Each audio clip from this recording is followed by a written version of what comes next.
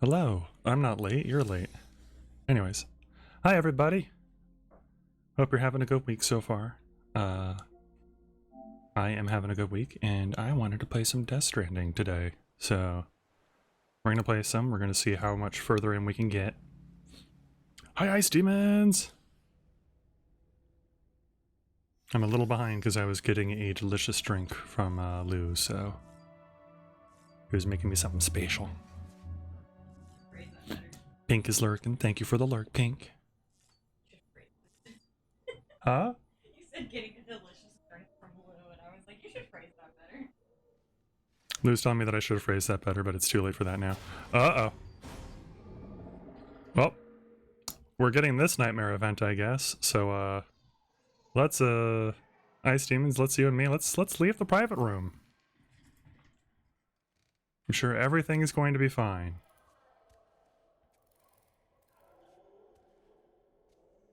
Fine and normal.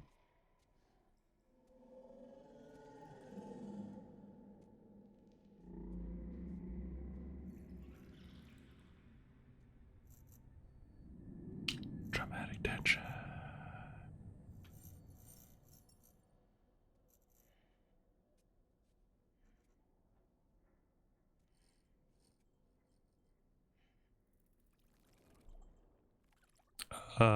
That's not how movement works at all.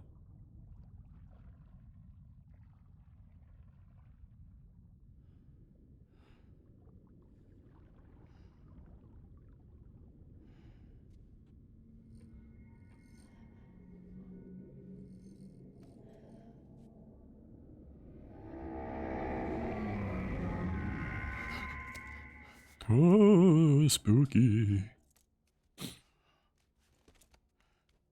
All right. We've now gotten the two biggest new nightmare scenarios while in the private room. So, sorry about that, Sam. What the fuck, lol. Yeah. Yeah. So, as I was mentioned, there are nightmare scenarios that, or nightmare scenes that happen inside the private room. And that one's just kind of a WTF type of thing. So. Alright, we've said hi to Lou. We're gonna drink up our stuff. Try and get him to be drunk, but it's probably not gonna work. Oh, wait. Wait. Oh, we're getting it finally.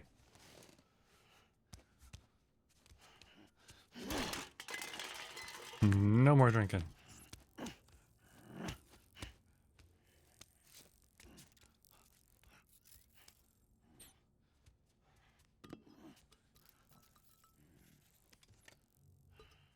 And there we go. And now the table's empty. Because screw the stuff on the table. And all the stuff's on the floor now. I wonder if I stare at his feet if we'll get the last one. Hey, Lou!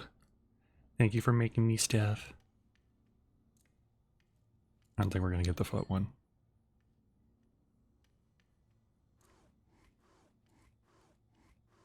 Nope. What if I look at your head? It is good. It is good. I'm gonna go ahead and let him take a shower and stuff. Hi, last one out.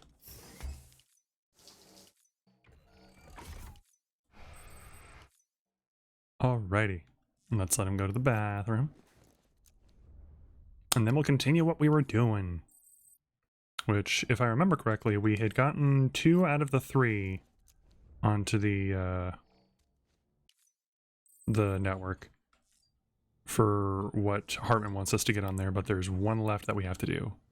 Also, let's check to make sure that we're not missing any mail. That's really important.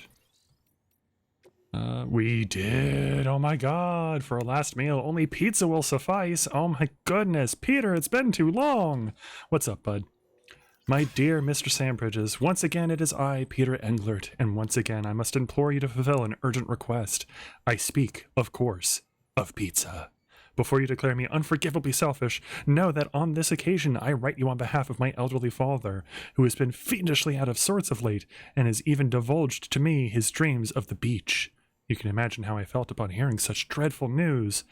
I fear he may not be long for this earth, and that being the case, I cannot bear the thought that he might shuffle off this mortal coil, having never sampled the transcendental delights you deliver. Could you help me grant him his final kindness by ferrying the dish in question from Mountain Knot City? My father has often spoke of his fondness for salami. If you could ensure that this last supper is topped with a copious serving of said sausage, he would die a happy man indeed, I am sure. Well, there's only one thing we can do, chat. We have to deliver this pizza. This one admittedly is going to be very hard because we haven't finished the roads though, so that's gonna be a chore and a half, but let's do it anyways. Let's get out of here. 07. Yep, very true. No shared memory stuffs, so we can't take the van because the van will not have the pizza be flat. And if we try to run the whole way, it's going to take a really long time because we're really far away from where we're going. So we are going to take a very special kind of bike, assuming I'm able to fabricate it. Which I think... Yes, this one right here. The reverse trike with the transporter. So we'll take that. Actually... You know what, actually? I changed my mind. Because if I just carry it on my back, we can take the regular trike, so that's what we'll do. And we want to have a long-range one, so... Yes, we'll take this one because your picture has a Pomeranian in it. That's adorable. Strike is mine now. I'm going to go ahead and thank it for its service before we even start the mission.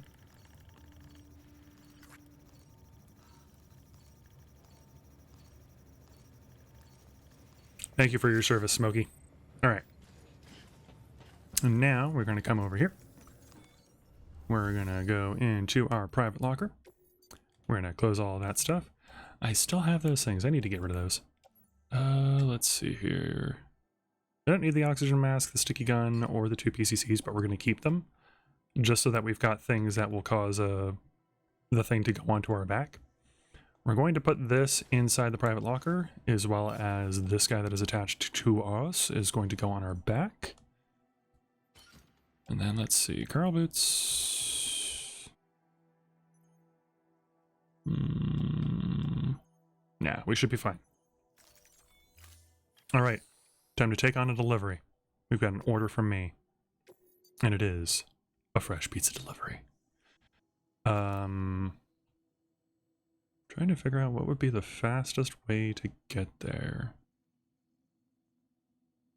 I mean, probably just following the path that the road would usually take, unfortunately. So this is going to be a very long delivery indeed. Oh well. Is there anything special about this one? Nope, it's just a pizza. It's the parting pizza. I do love my pizza, and I love my pizza delivery missions because they are the best missions. We are a delivery man by gum. And we are going to deliver the tastiest of tasty pizzas. We are taking that bike with us. Alright, it's going on our back, and we are out of here. Alright, Sam. Let's ride. We got 60 minutes.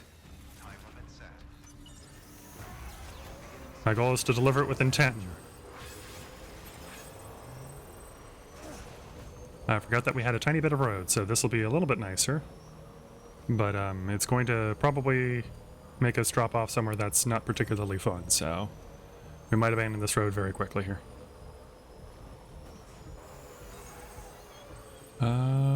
Yeah, right there. No, we'll be fine. We'll be able to get off in a way that doesn't cause harm to us or to the pizza. Right here. And we've got this bridge. I don't know if this bridge would help, but I'm taking it. And we're going up over this way, over here. Pardon me, doctor. Let's go around this rock. Let's go... Yeah, let's go around this way. Up over these Rockies. And down this way.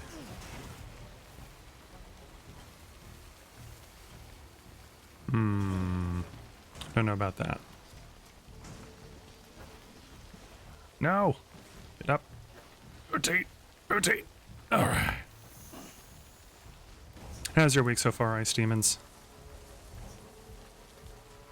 Hope you're staying good and calm and stuff. I don't know why I phrased it that way instead of, I hope you're having a good week and work isn't too hard or anything. But hopefully work isn't too crazy, I think is what my brain wanted to say.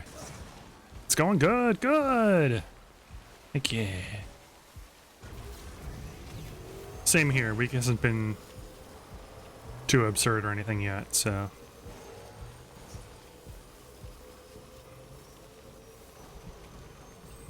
This person almost has all 2s. Oh, if I could only give them 100 likes. If I come back and that bridge is still at that amount of likes, we are absolutely liking it and trying to make it so that it is exactly 2. Okay. And tomorrow is hump day. Yeah! It is. I am looking forward to it. Why is that right there? That's so obnoxious. Okay.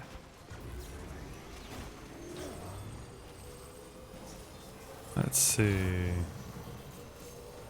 Here we go.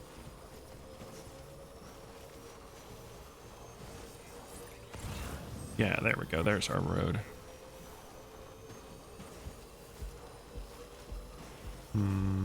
Jump.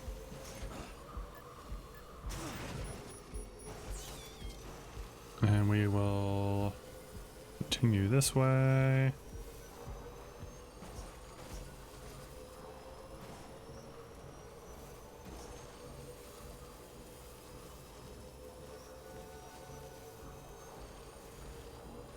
Oh, cool. I was waiting to cross the river, but I guess by not going towards the novelist's son, I didn't have to actually do that. I also just realized that we haven't gotten the novelist's son on the Chiral network, so we haven't actually interacted with him, and therefore don't really know who he is, essentially. Which is probably why there's, like, no structures over there. Should probably get him on there at some point. That way I've got a thing to recharge my battery, most likely, over there. Alright. Speaking of things to recharge my battery, are there any generators in front of us? It looks like there might be one. How is this pizza surviving this? Magic. It's a magical pizza. It's in a gold-plated box. It's fine. Our pup hasn't been feeling all that good the last 2 days, so Pink hasn't gotten much sleep. Yeah. I hope pup gets better. So. Okay.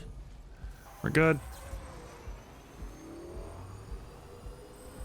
Oh, yeah. I hope the pup gets better. We can definitely sympathize on that one, because our pup has been not feeling good for a while, so. But I don't want to talk about that. So. We're delivering pizza. Boing. Oh, no boing. The boing got eaten.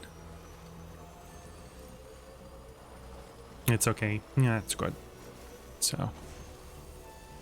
How old is the pupper?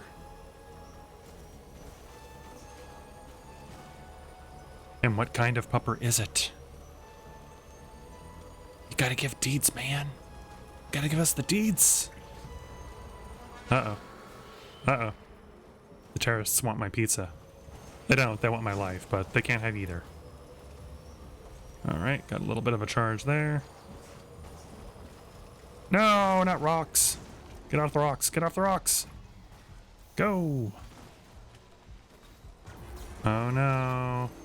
Please don't. Please don't. Please don't. Please don't. It did.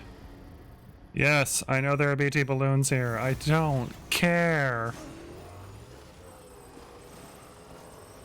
Oh no, we got too close to the balloons. They're so threatening and stationary.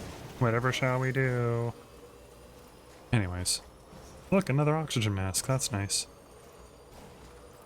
Repair spray? We don't need that. Can't repair a pizza. Oh my god. Oh my god, I just got a brilliant idea that I'll have to do for my next run. Every time that there's a pizza delivery in the next run where like I'm doing the offline thing, I'm gonna have to take the pizza to as many hot springs as I can. Just show the pizza a really good time, you know. And they can't complain that, like, you know, I'm taking too long and that made the pizza cold because it's a hot spring. If anything, it's going to warm the pizza back up. Through steaming.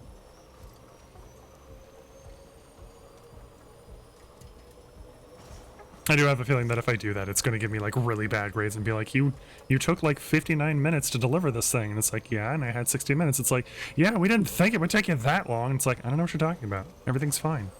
Pizza's okay. Okay, let's stay on this because we are getting kind of low on our battery. And I would like to not run out. I am a speed demon. Thank you, Sam. I'm glad you recognize.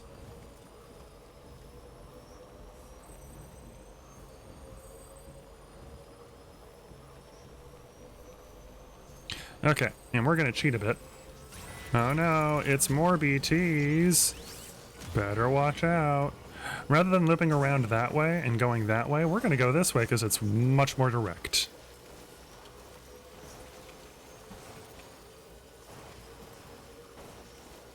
Sounds like an awesome idea. I will absolutely have to do it.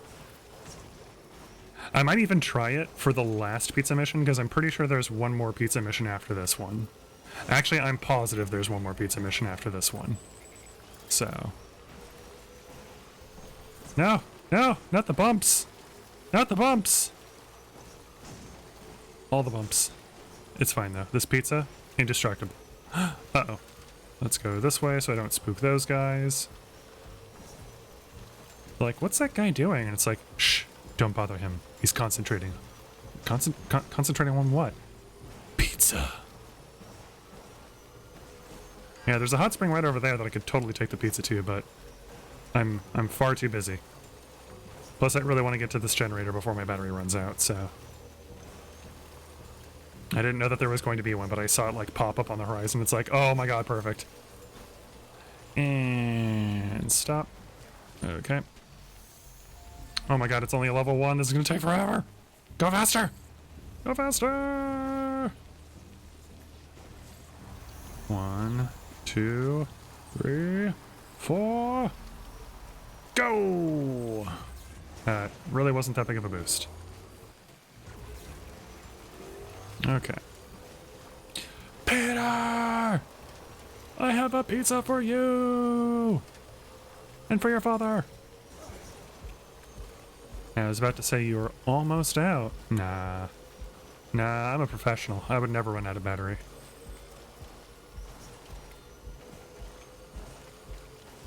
It would have been really funny if somehow my battery just completely drained right then, but I knew that it wouldn't, but I don't know.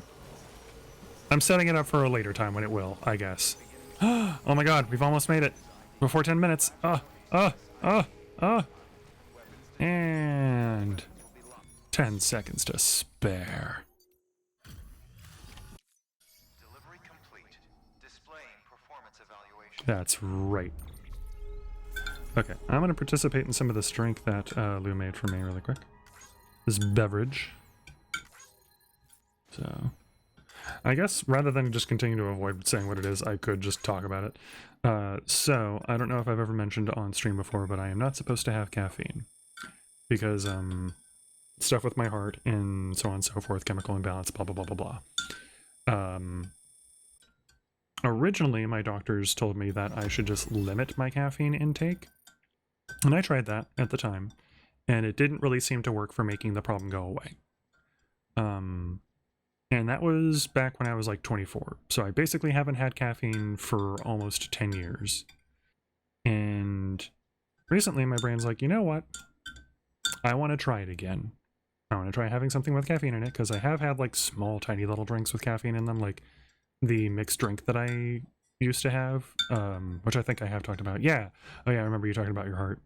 The mixed drink that I used to make is called a B52, which has Bailey's, Kahlua, and Amaretto.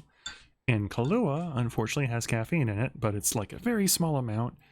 And like, it used to still kind of set my heart off, but once again, that was like way more towards when I was first jumping off of caffeine, like back when I had a lot more of it at the time. It's not a mixed drink, it's a shot. Yeah, that's true. It's a shot. It's a layered shot. But recently I was like, I kind of want to try having caffeine again. So Lou let me try some of her tea, like the green tea and stuff, and no reaction. And I tried like a taller tea and still no reaction. So it's like, you know what?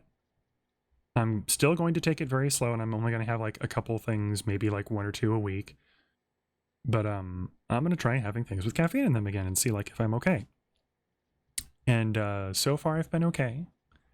So Lou made me some hot chocolate so that I can have hot chocolate with Bailey's in it again because it's so freaking good. And if you've never had homemade hot chocolate with Bailey's in it, you are missing out. So you better try it if you can have it. So, because like old me would have been like, hey, not everyone can have that, but like. So I'm gonna try some really quick here. Good work.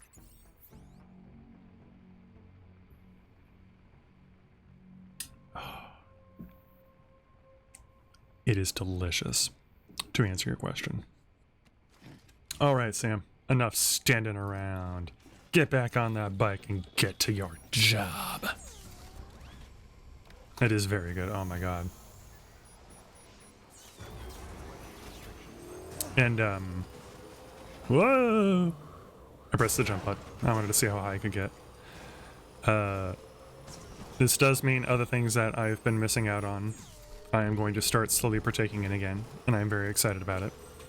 And one of those things that, like, we were at the store yesterday, and I saw, and my brain was just like, please, please, I've wanted one for so long, is drumsticks. Like the ice cream drumsticks, where it's like the cone with the chocolate and the peanuts and stuff. And I have wanted one of those basically since I haven't been able to, like, have caffeine. So I am very excited, and I am absolutely going to have one tonight, probably. The only caffeine you had growing up was soda. Yeah, and that was pretty much the same with me, like Mountain Dew and Dr. Pepper and stuff like that. But the problem is that the amount of caffeine that I was having was way more than anyone probably should, or like realistically could have while being safe. And like, something I've talked about in the past, I don't know if on stream, but something I've talked about with other people is that when I was in like late high school, early college, my family and I did not have the healthiest soda drinking habits. And I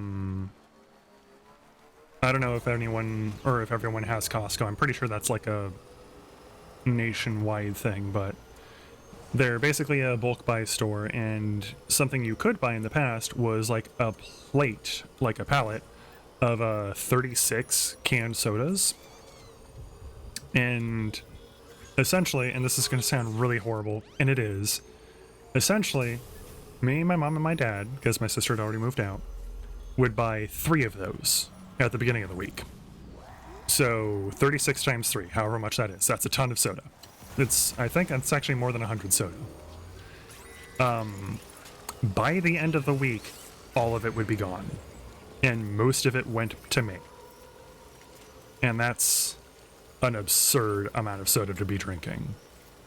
And I remember having really bad mood swings at the time and like getting angry at like the stupidest stuff. And like never particularly feeling all that great or enjoying the taste of the soda or anything like that. It was just kind of like, this is the thing that I drink. This is the liquid that goes into my body to keep me alive. Yeah.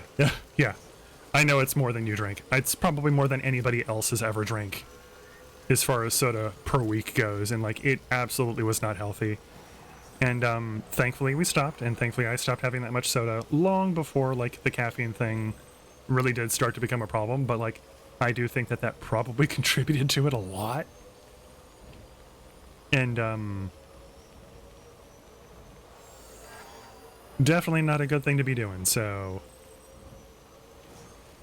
when I was starting to have caffeine troubles, I wasn't drinking that much soda, but I was definitely drinking like 1 to 2 Dr. Peppers a day, and like maybe a Mountain Dew as well, which is still a boatload of caffeine. You can go through a 12-pack in a week. Yeah, that's about average, I think. maybe like a little below average, but like that's usually the amount that most people will drink in a week is like a 12 pack or so. But sorry for slowing down. My bike is going to run out of juice if I don't.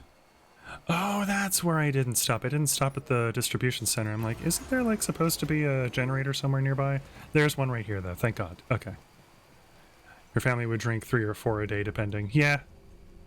I feel like that's also relatively normal. But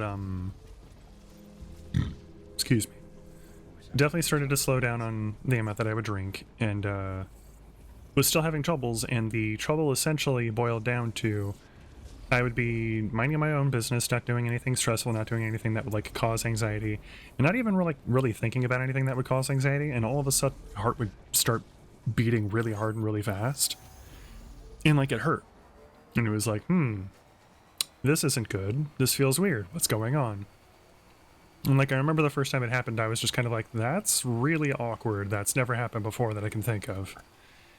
And looking back on it, it's like there were probably times where it did happen and I just didn't think about it because like I was doing other things that were like kind of physical, but probably not really anything that would have merited that type of reaction from my body, but whatever.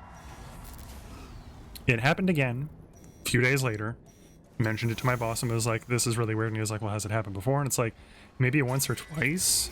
I just realized I have a full battery. Why am I going slow? But yeah.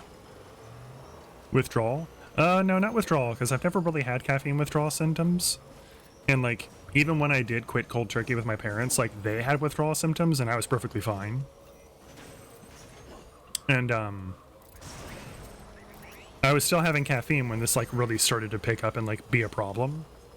So it definitely wasn't withdrawal at that time. But stop, Sam. I'm holding the brake. But basically mentioned it to my boss and he was like, well, let me know if it happens again, because like by that point in time it was already starting to calm down. And like literally a few days later started up again, and like it didn't go away for like, I want to say probably close to 15 minutes. And like long before it started to like calm down and stop, my boss was like, okay, we're taking you to the ER because this is weird. So we went to the ER, they checked me in, they kind of took a look at stuff, and they were like, you should probably see a heart professional about this, because have you ever seen someone? It's like, no. So went upstairs, because this is when I was living in Flagstaff, and like all of the professionals were just right there in TMC. But went upstairs, and they did a God, I don't remember what it's called. It's the thing that they do to like look at the baby and stuff. Echocardiogram or whatever it is. Please probably type in chat. I think she knows what it's called.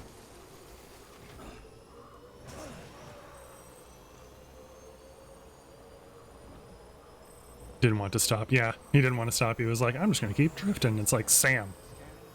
It is called an echocardiogram? Okay. But, got one of those and they were like looking at stuff and they're like, okay. We already see some problems, like this tube is a lot longer and like the flap is a lot thinner than usual.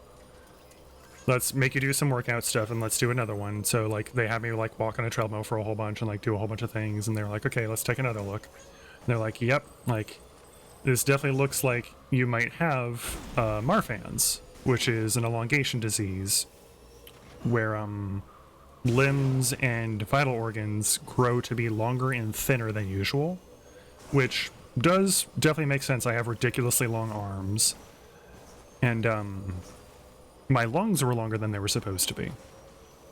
And of course also the things that they were looking at with the heart like showing up too.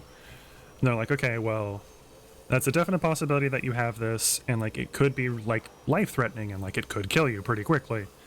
So keep an eye on these things and like, you know, let us know if anything changes, but we're also going to send you down to get some blood work done.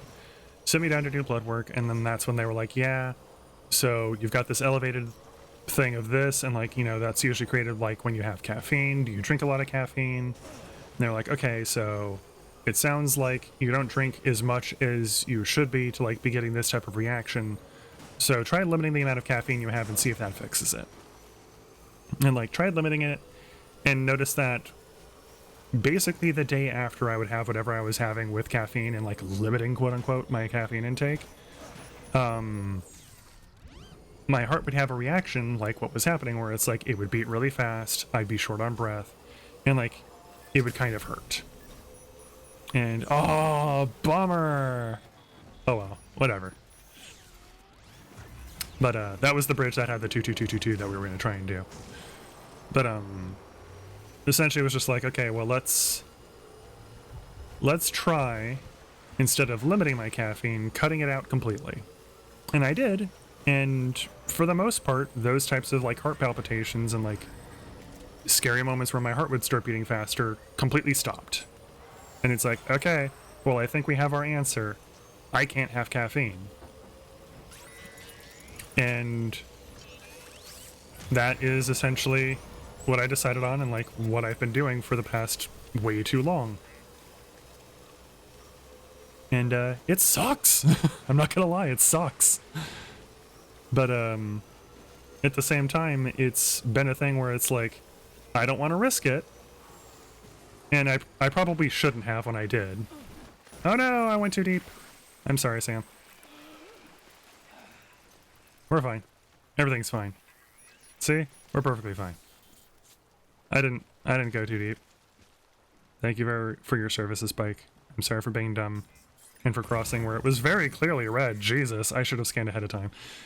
This is why you scan before you cross, people. Oh, jeez. Oh my god, we made it.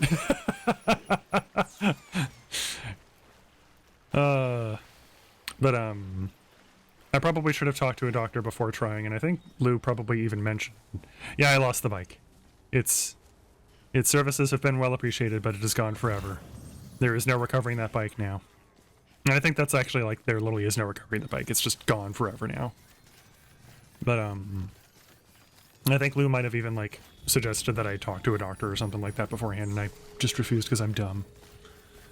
But everything seems okay so far, and I am still keeping a very close eye on myself and stuff like that, making sure that nothing bad happens.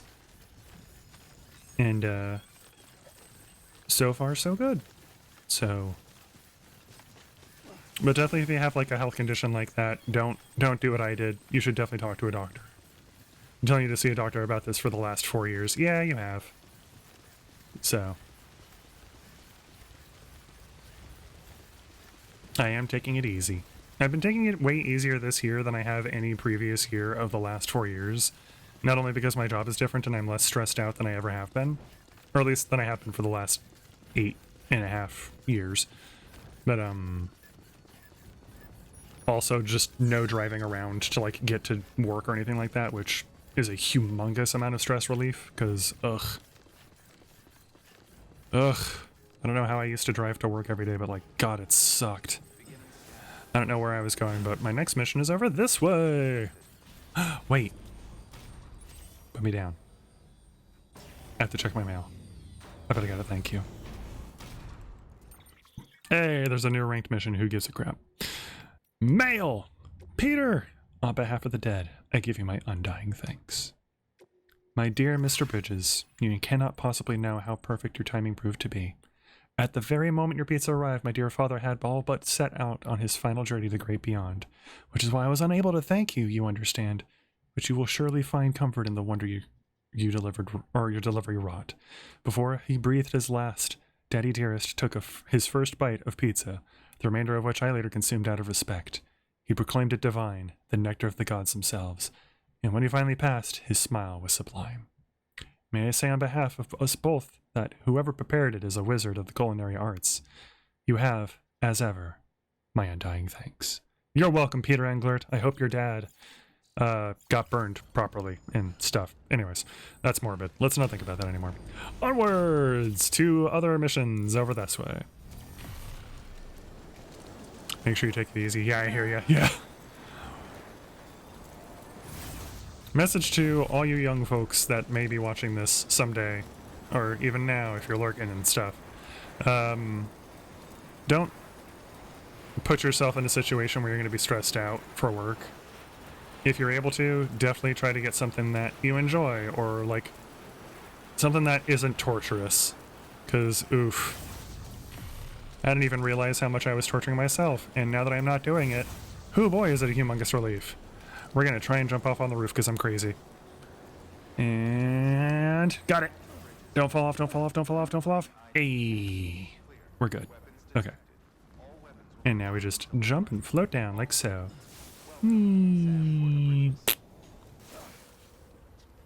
All right. What's up, Hartman? Nice fire. You know, I'm gonna warm up by it, even though it's probably not real. Because if it was, then God, that's a lot of gas you're burning, bud. Anyways. Okay.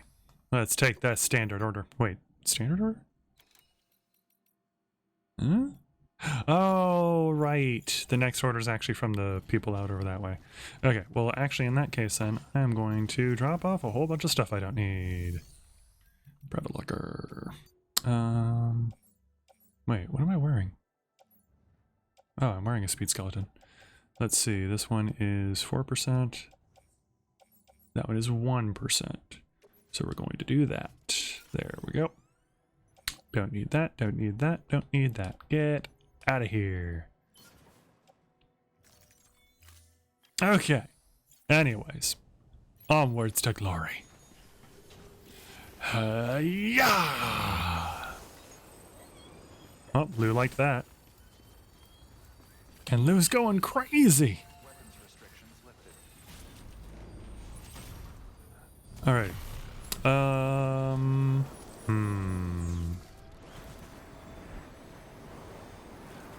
My brain's like, I kind of want to show you guys a new BT type that's over there. Maybe I'll do that on my way back. I'll do that on my way back. I want to go the fun way. Up to the top of the mountain and then down the path that we've created. Oh no, it's a rock slide. Better be careful. It's so dangerous. It's definitely not very slow and easy to watch out for. Yeah, see? Look at all those rocks. It's so scary. Okay, now to that one, to that one. Alright, I'm gonna drink some more hot chocolate.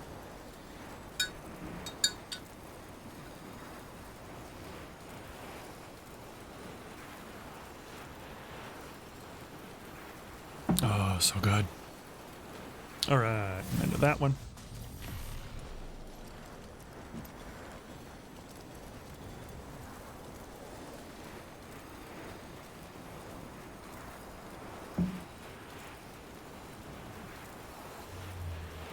Haha, I didn't fall for yours, stupid one that's completely useless. I'm not gonna fall for that other one over there either. I'm going to this one, because it's the one I placed.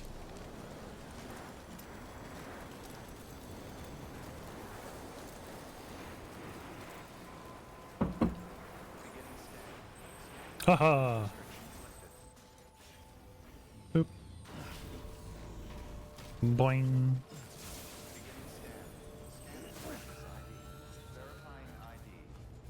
Oh,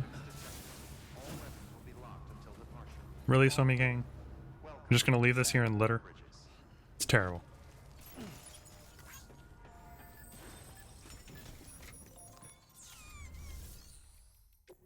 Throw away your garbage. Anyways. You're welcome, picture of my dead mother. I mean, what? Okay, let's take on an order. We have to do a tar extraction device and animanite delivery to the Evo Devo biologist. So, this one's going to take us to a BT area because we got to get some stuff from a tar. It's going to give us some cargo repair spray. And we got to deliver things, as is usual. So, we've got to get 4 tar extraction devices, and we have to take this ammonite. Let's do it. Okay. They're giving us a container repair spray, so we're good there. I'm pretty sure I already have... Yeah, I've already got 3 of those. Do I want to take anything extra with me?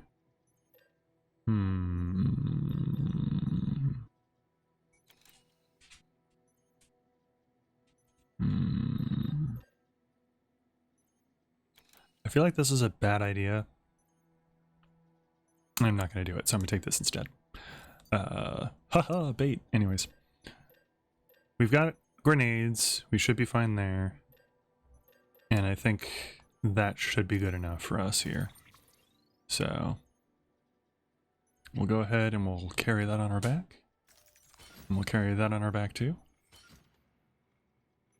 And I guess we can take the container repair spray with us just to be on the safe side.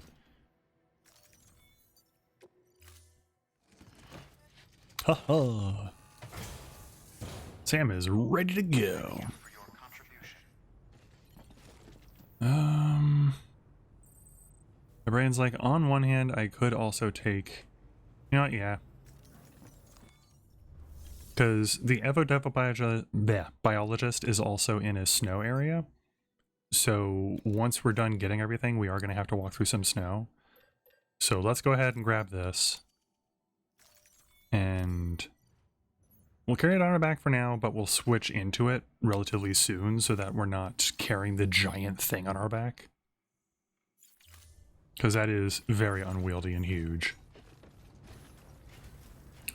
Boing! Okay. Tar, huh? Yep. That's right, Sam. Let's see, which way do we need to go? That way! I don't know why I'm going this way. Which actually, is there... No, it doesn't look like it.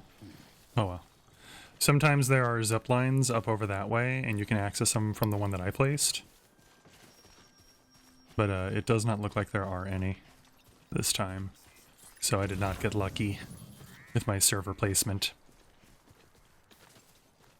But that's okay. We know where we're going. We looked on the little thing.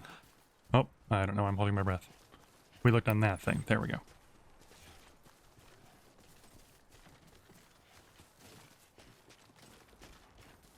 Okay.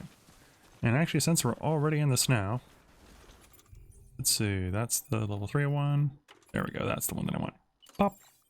There we go. And now we can just trudge through it super fast. Let's see here. Yeah. Nope. Oh well. Nab that. We're basically heading up to the top of that mountain, and then we're going to jump off it that way. Should probably stop boosting. There we go.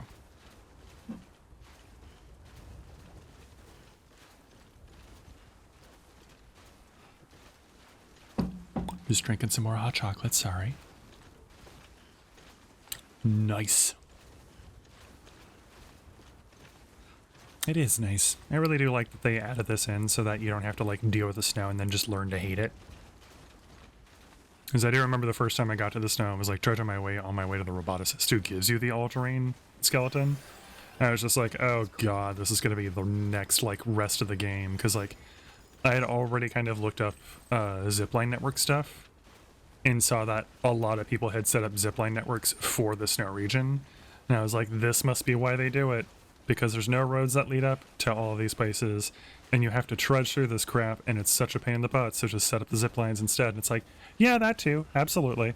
But no, you do get an all-terrain thing. It's not as bad as it could have been. Alright, Sam. Jump! I said jump! Lou is no longer excited. That came at such an appropriate time. Oh no! We're fine. Okay. Yeah.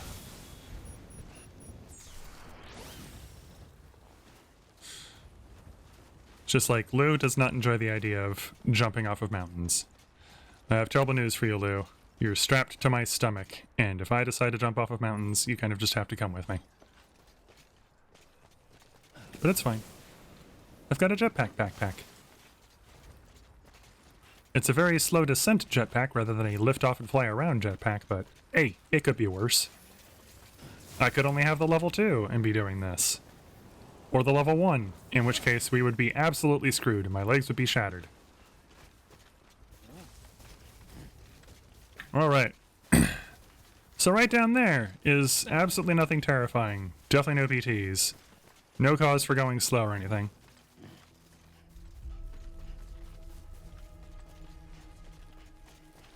Everything's fine. It's gonna be fine. Ignore the shivering. Sam's just overreacting. How am I backing up? Oh, okay. I did also, quote unquote, forget. It was on purpose. I forgot to grab, some stuff to make this a little bit easier for myself. I don't have a sticky gun to grab the packages from far away. And I also don't have my, gravity gloves to grab them from further away. So now I have to get in nice and close for each of these to be able to pick them up.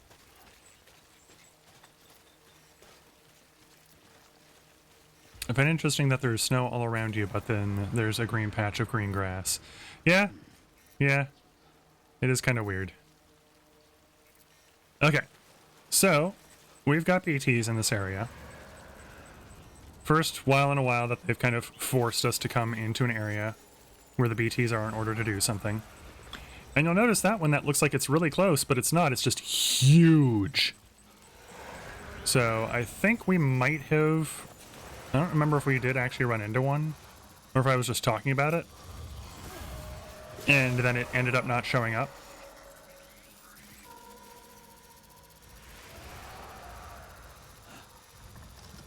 There we go. But we basically are just going to do that a lot to these guys. Except for that one. That gigantic one. Because we cannot cut giant BT's umbilical cords. So we can cut this guy's if we sneak in slowly towards him and we don't make too much noise. But that giant one, we are going to have to fight. But the small problem about that is that the more you shoot at it, the more you throw at it, the more the other ones will know that something is up and will get mad at you. And will probably start trying to make their way towards you to kill you. So, we got some really nice, powerful Hematic level 2s. We're going to throw it straight at its head after we charge it up to max. We're going to wait a bit. You'll see that that one got affected too, so hopefully that one dies. Because if not, then it's going to get mad and start patrolling and looking for me.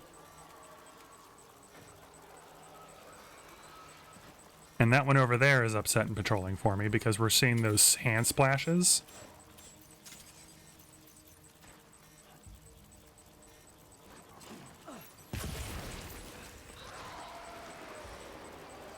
And so is that one. It is now also patrolling for me. So when you cut the cord, is that good for them? They're free? Yes. Oh, and the big one's gone. So since I'm playing on normal, that didn't take as much as it usually does. And I could even, like, do that to that one. And to that one. And if I'm feeling particularly greedy, which I am, I could go down there and get all those crystals. You too? You want some? You want some of this? Here you go, bud. Enjoy. And yeah, the closest BT is over there. Yeah, when you cut their umbilical cords, you essentially are setting them free. They're no longer beached. This, I don't really know what it is, but it's not as good.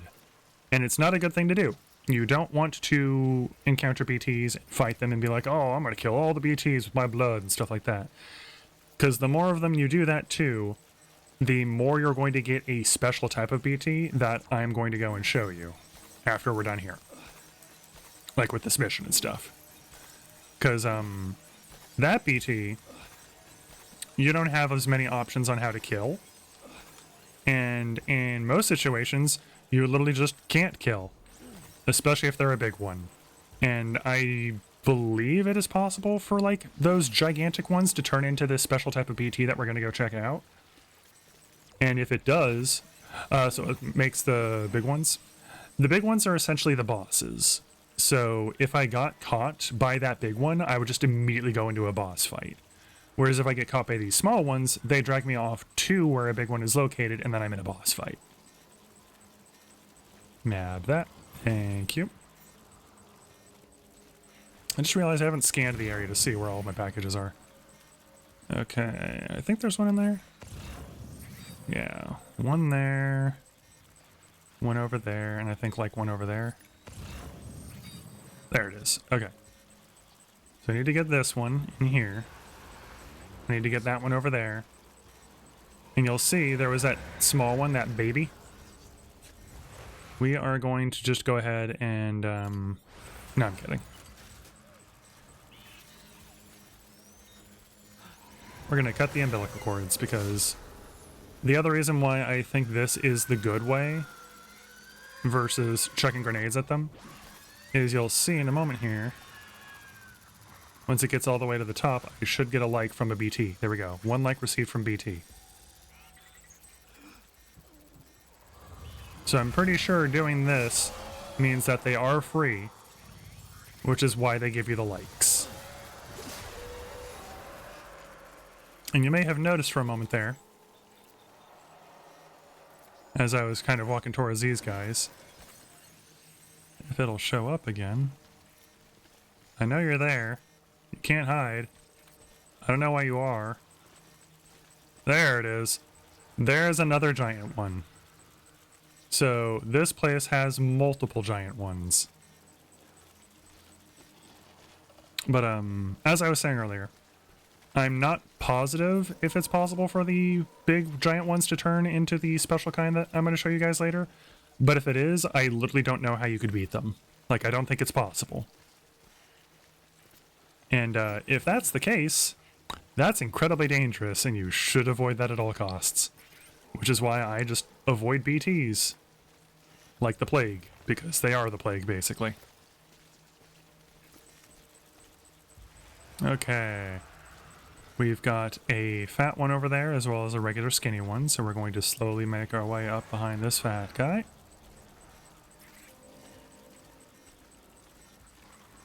And BB is going to get more and more upset until I do that.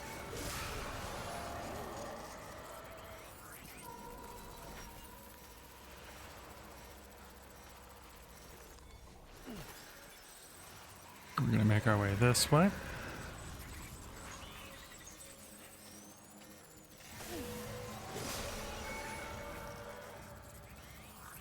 And then once again, you'll notice, oh, never realized they had a fat one. Yeah. That's one of the other special types is fatter ones.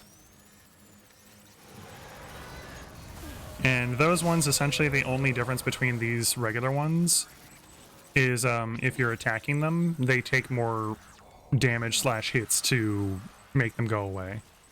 If you sneak up on them and do the insta-kill thing that I did, then they just die instantly. So, which is why I mostly just use that for attacking BTs unless it's the gigantic ones. It's fine, Sam. You're fine. I'm in control. And I know what I'm doing.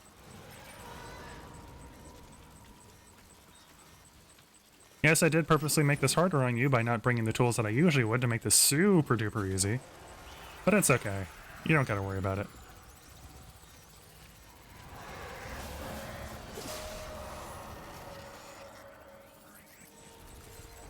Okay.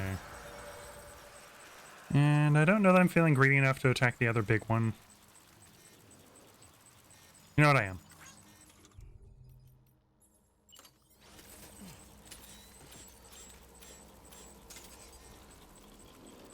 Okay, he's gonna move a bit, and then he's gonna stop right there. Hiya! Take grenade, you big dummy! And we're gonna move back up this way to kind of stay further away from those other two smaller ones that are probably gonna start patrolling and looking for me. Especially now that that one got hit with a little bit of the blood, so. Oh. That's not nerve-wracking.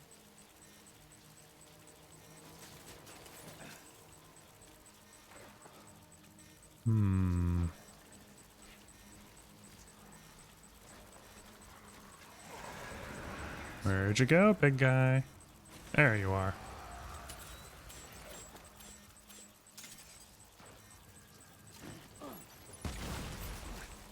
That should kill him. There we go. Let's get that one. Actually, you know what? Let's throw this right there.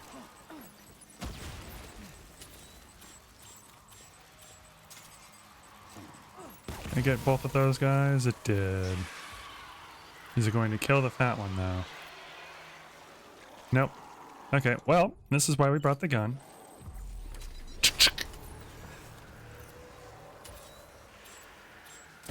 Bye, fat guy. Okay.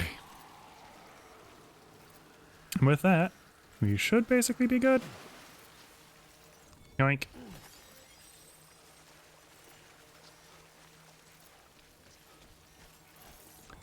And now we be greedy. Give me these kyro crystals. Gimme, gimme, gimme, gimme, gimme, gimme, gimme, gimme, gimme, gimme.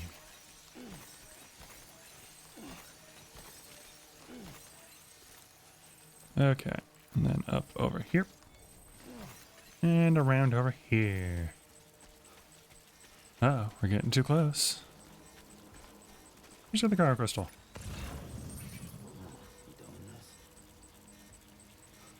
Really? Oh, there it is. Thank you.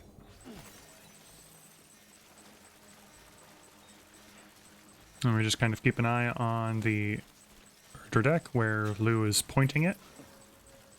There's one that way now. Okay, they're not really in our way, but there is that one in our way. So we'll slow down right about here.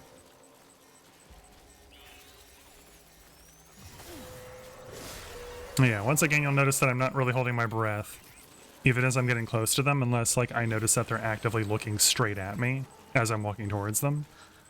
You don't really need to worry about them hearing you. And you don't need to hold your breath unless they're doing the stomp around, like, looking for you kind of thing. Which none of them has started to do, so we're good. Uh-oh. I take it back.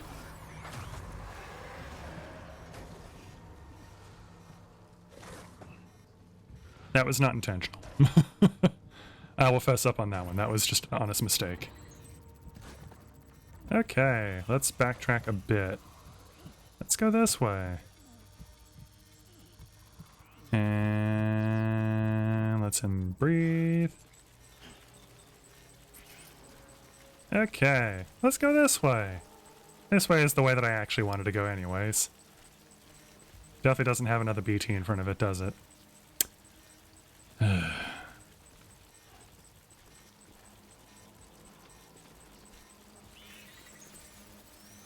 Alright, we're good.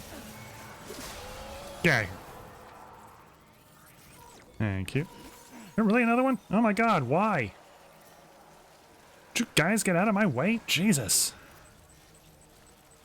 Don't you know I'm trying to deliver?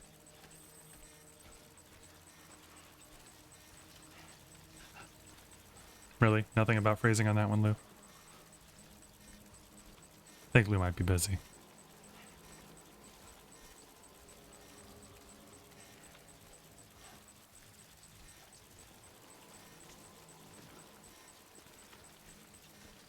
Okay. We appear to be good. What? I said, can't you see that I'm trying to deliver? And I figured you would have been like phrasing. Okay, and now we're good.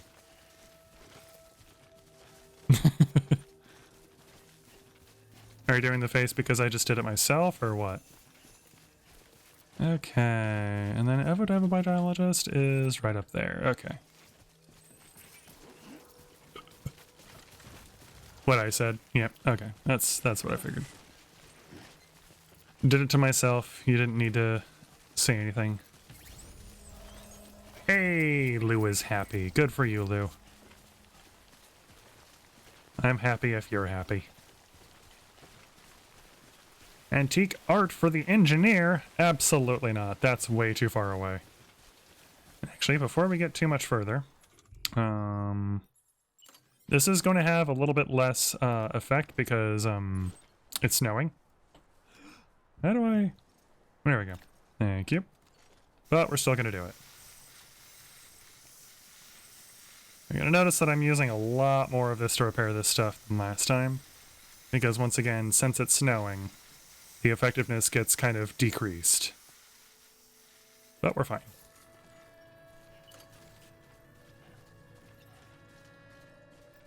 Check it out. It's our last hot stream. Let's bathe.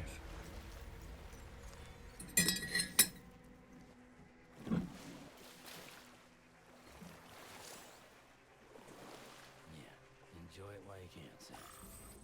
All right. I will enjoy it while we can.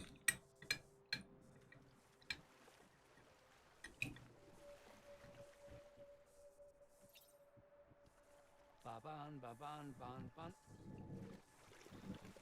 Ba-ban, ban, ban, ban, ban. Ba-ban, ban, ban, ban, ban. Ba-ban, ban, ban, ban, ban. Iudana. Iudana. All right. Hey Lou, if there's any hot chocolate left, can you pour it for me? Lou. Oh, I got a message. We both need a break. Yeah, we both need a break. Can you hot chocolate? Yay! Who's gonna give me more hot chocolate?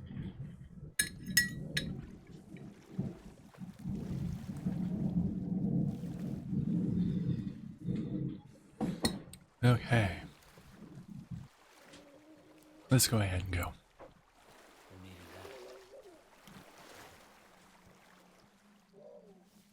that. Yay. And I got a kiss! Best fiance ever. Alright. Let's go this way. Slowly but surely trudge our way out of the hot spring. Okay, we're good. I'm gonna laugh really hard if when I'm doing the next pizza delivery and I like stop in a hot spring, if it like refills my timer. It's like, oh, you have more time now because you heated the pizza back up. Makes perfect sense.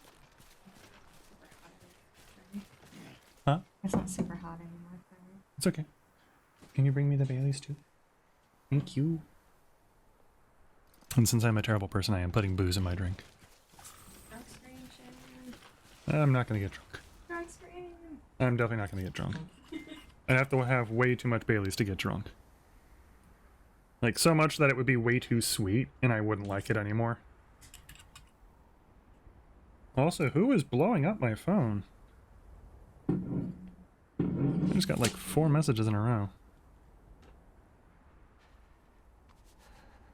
Oh. Oh, I probably shouldn't be standing still because Sam is very cold.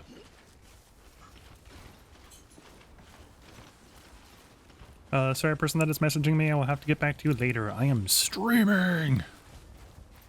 It's very important. It's not, but I want to keep playing, so.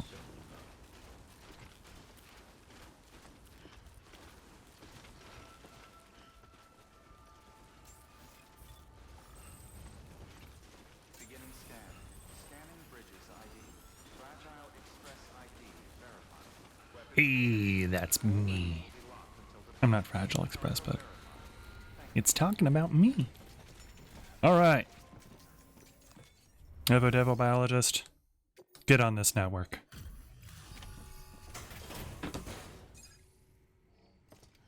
You're the last person that I'm going to hook up via the story.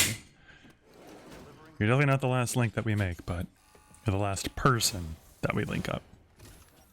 Hello. I'm impressed, Sam. You shouldn't be. People would have even attempted this. Eh, May I have a look? sure. Not a scratch on it.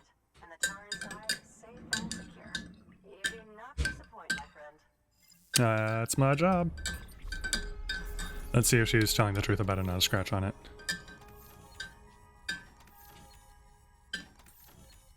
She was all 0%. We're good. Because we're too cool. It's awesome.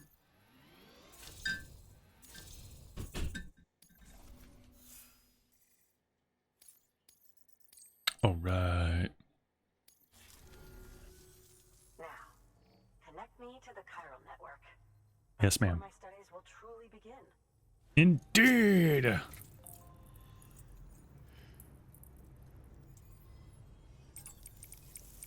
All right.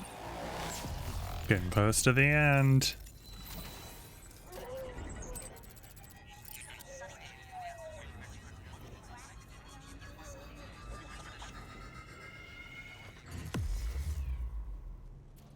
Yeah.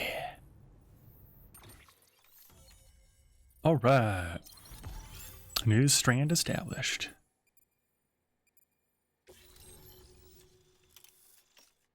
We got the grenade launcher.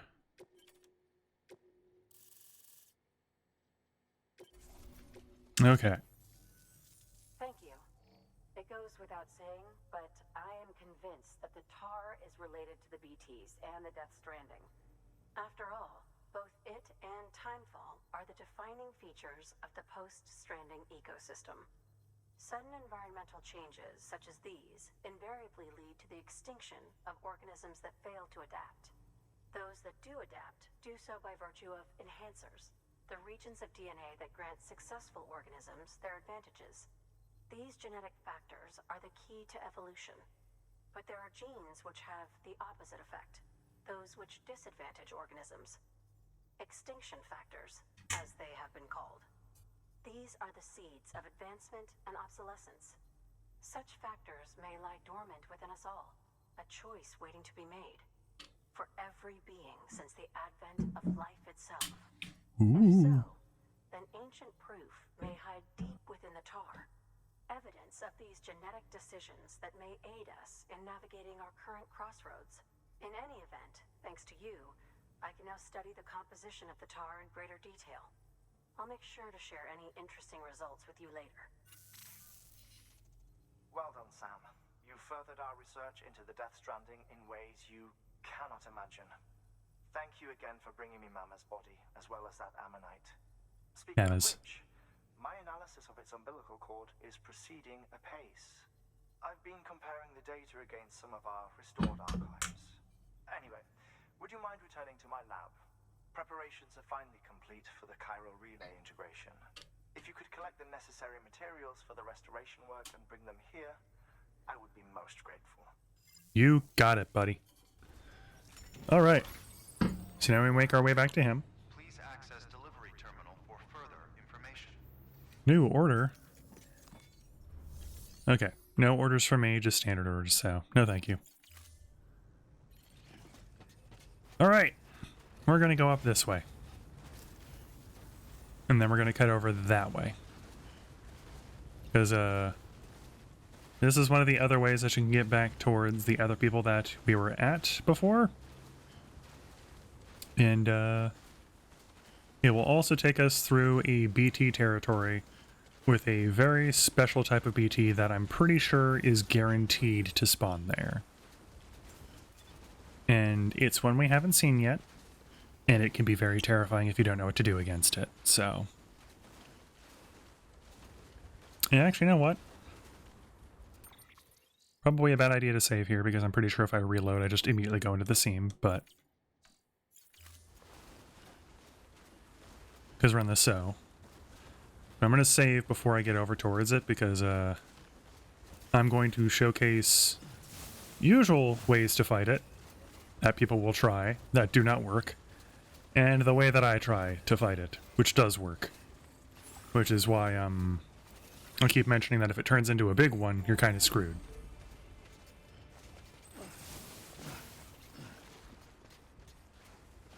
Because I don't know that it can turn into a big one, but I don't want to chance it turning into a big one, because I literally don't know how you would fight it.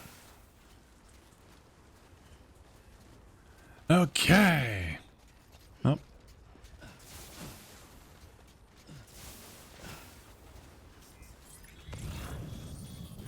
Uh-oh, we're starting to get some snow. You know what? I'm heading to Hartman's lab. I'll grab that. Probably. What is it, though? There we go. Artworks! We can't have that. You should chance it for shits and giggles. Maybe in another run. It would take a really long time to get it to be a possibility in this run. Where is that coming from? Oh no!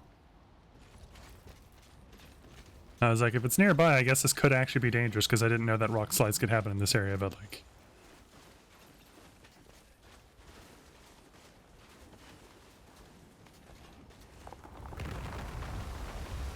Oh no! I'll never get away in time. It's so dangerous. I better watch out for all of these falling rocks. It's so scary. I'll say that's kind of my only complaint about this game is that the sound design for that was definitely overdone for what the visual and animation effect is. And it's, I get that it's kind of trying to warn you ahead of time and be like, hey, this thing is happening. But like, it sounds way worse than it really is, and like way more intimidating. Like I'm casually walking, and I'm still getting out of the way for each of these things, and it's just like, wow, that's so scary. I better watch out. Okay. We're getting close, I'm pretty sure. It might actually be down over there, and if it is, I'm gonna feel really bad. I think it is over this way. Yeah, I think it's this little valley right here. Oh. Oh! Huh. I didn't know that you got a song over here. That's cool. I have learned a thing, chat.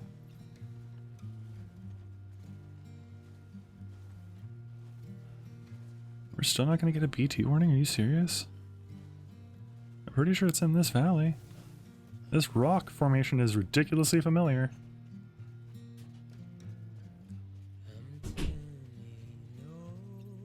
Huh. Well, we'll keep exploring around until we find it. Listen to this song in the meantime.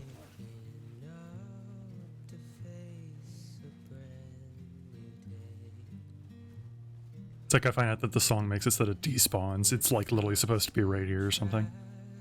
I'd be so upset. Actually, wait, no.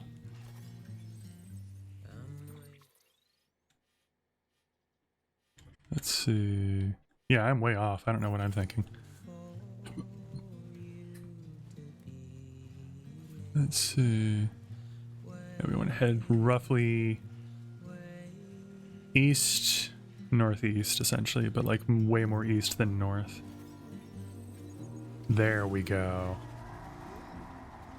Now we're getting a little bit closer. Oh, and now the music cuts out. Okay. That's the rock formation. Okay, we're gonna stand still and see. Okay, not close enough to see any of them yet.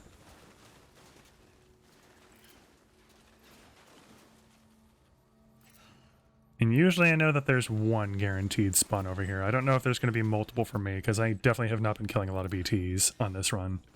Like, if anything, I've killed way less BTs this run than, like, a usual run for me.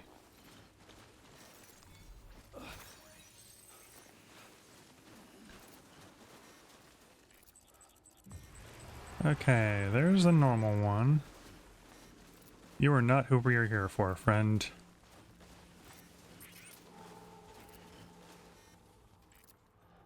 There's another normal one. You are also not who we are here for.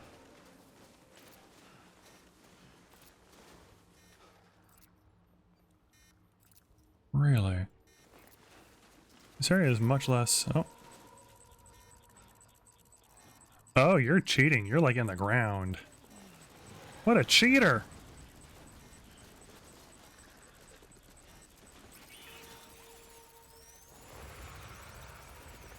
Oh, that's a baby one. Okay. No, Sam, I'm telling you to turn around and go this way. Thank you.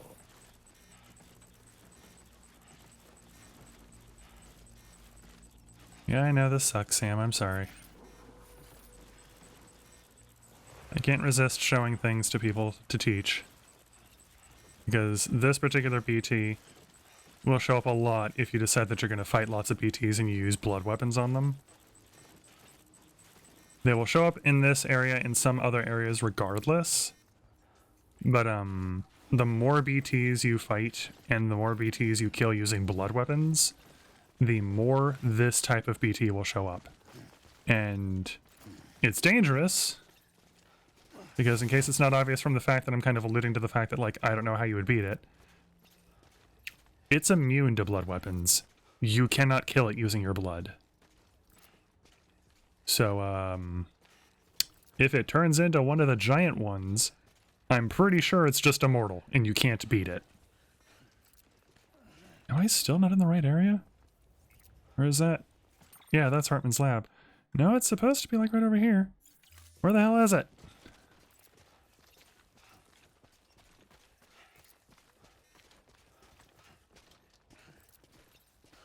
Climb up this way.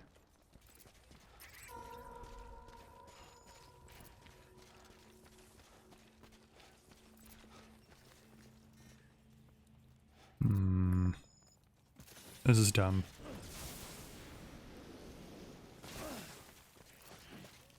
Yep. Yep. Okay. Didn't fall too far.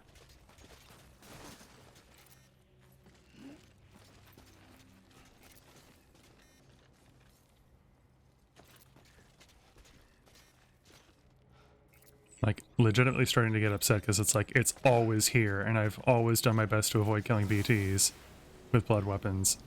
So if it turns out that it's like, nope, you just did kill too many BTs with blood weapons in your previous game, I'm gonna be like, that's BS, but whatever, I guess.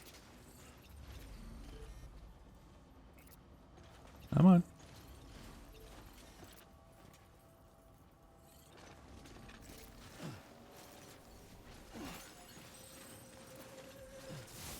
Or not. Thank you. Come on, show me what type of BT you are. Yeah, it's because I want to show it off. It's shy. It's like, no, don't look at me. Okay, that's just another fat one. And like, anyone that's played the game and gotten really far will know what I'm talking about. And like, which one I'm referring to. Because almost guaranteed they've run into it, they've tried to fight it, and they've not been able to. Oh, hi. I didn't know a giant one spawned over here. Good to know. I learned something. Watch, that guy's going to be taking up the spawn spot for the one that I'm looking for. And the one that I'm looking for isn't going to spawn because that guy's here. I am so sorry, Sam. We absolutely could have gotten back by now. There it is! So, that one is already red, as you may notice. In kind of like, in a very fiery kind of way. If we throw blood at it,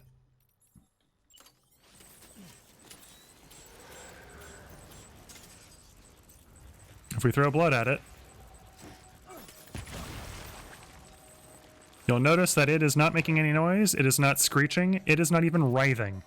If anything, it's just like, yeah, whatever, and it makes its way through the blood. And now it is patrolling, which means that the other way that you would usually fight it, you cannot do. Nothing. It doesn't care. So, how do you kill these guys? Well, there is a weapon that you can unlock later that shoots chiralium bullets. But, on top of just being kind of expensive, and if you end up making a whole bunch of these things, having to fight a whole bunch of them like that would be ridiculously expensive. It's not super feasible if it's a lot of enemies.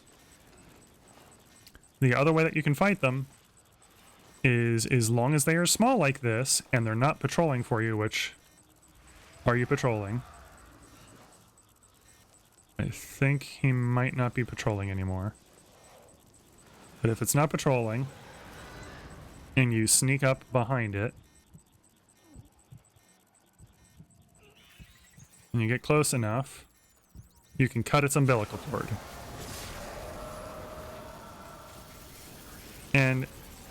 admittedly, you do kind of want to fight them because they drop a lot more crystals than the regular ones. But it is still ridiculously dangerous. And once again, if one of these turns into one of those giant ones over there, you can't do that. You can't sneak up and cut them, so the only way to fight them is with Chiralian bullets. And, once again, that's not the most feasible way to fight those things, especially since that's not even a regular, like, BT boss battle. Because BT boss battles, yeah, you wanna do bullets and stuff like that, but just these regular ghost BTs like this, you don't want to be shooting at them. You want to be getting away from them and running from them. Or, like, sneaking up on them and, like, cutting their cord and stuff.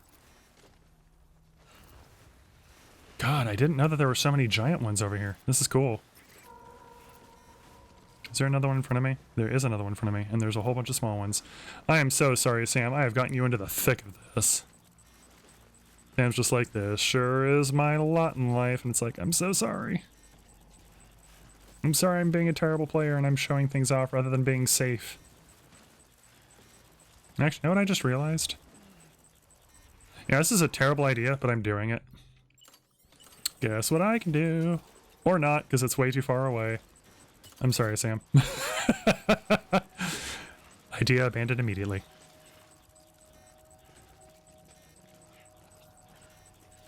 Alright, how close is that giant one? It is looking right at me, too. Oh, it wasn't. Okay. Gotta love that sound, too. Ugh.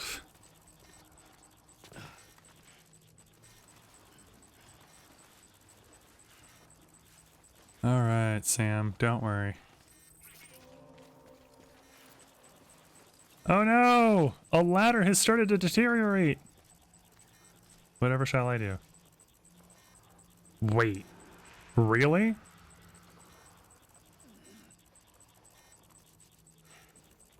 Yeesh.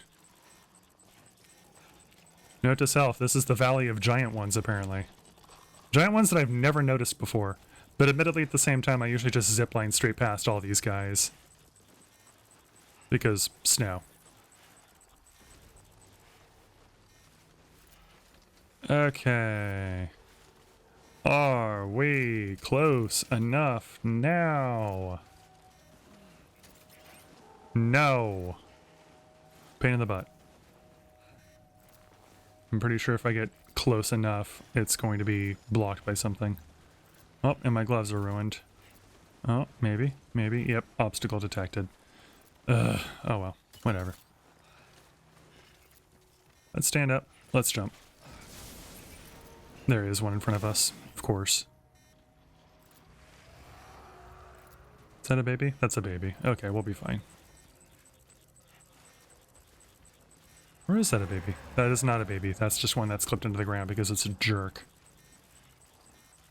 Keep it down, Sam. Don't worry, Sam.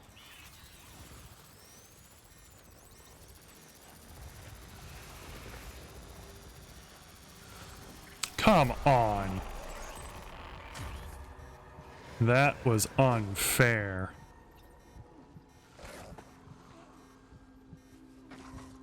I couldn't get its cord because it was clipped into the ground.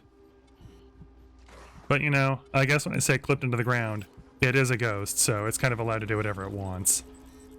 Oh my god, why?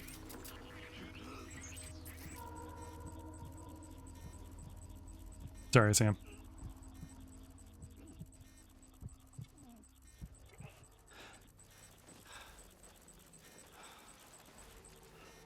Let's get back over here where we're nice and far away.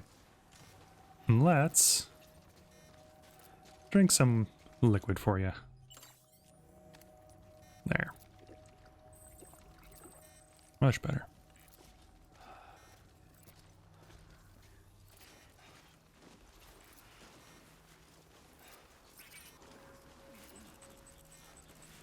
Giant one? No, but still a lot of them. Including some that are clipped into the ground.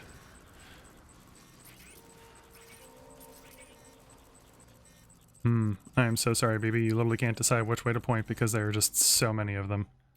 Very fair.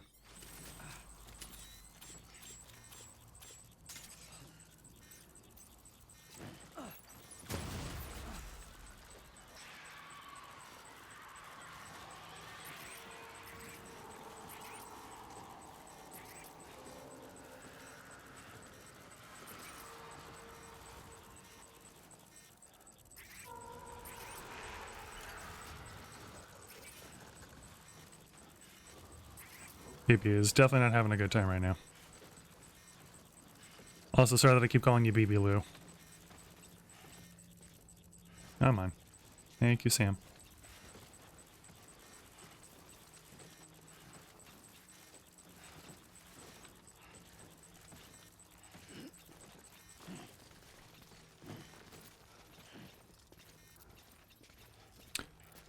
Holding your breath, no more. Or more, huh? See the end of the cords. Is that where they died? I don't know. Is the baby's name actually Lou? That is the name that Sam has decided to give to the BB. And as Hartman kind of explained in an earlier cutscene, Sam had a wife who was expecting a child, and they were going to name the child Lou, but she died, and he didn't know, didn't get to her in time, and she caused a void out that destroyed the entire city that he was from. And since he was the only one that was alive, because he's a repatriate and, like, you know, literally just comes back to life after he dies, everyone thought, like, oh, maybe he did it and it was on purpose. So it's like, cool, not only did his wife and child die, but now he's getting blamed for it and, like, for killing tons of other people too. So hey, we're fine. We made it. Oh no, there's an avalanche, everybody. We better watch out. Okay. We made it. But yeah, I don't know if the cords point to where they died or what the point of that is, other than to just look cool. And I don't know if it gets established, but I think Mama does kind of hint that that's what it's supposed to mean by saying that she's stuck where her baby is, because the baby is tethered to that location and that's where she has to stay, and once you cut the cord, she basically starts to die.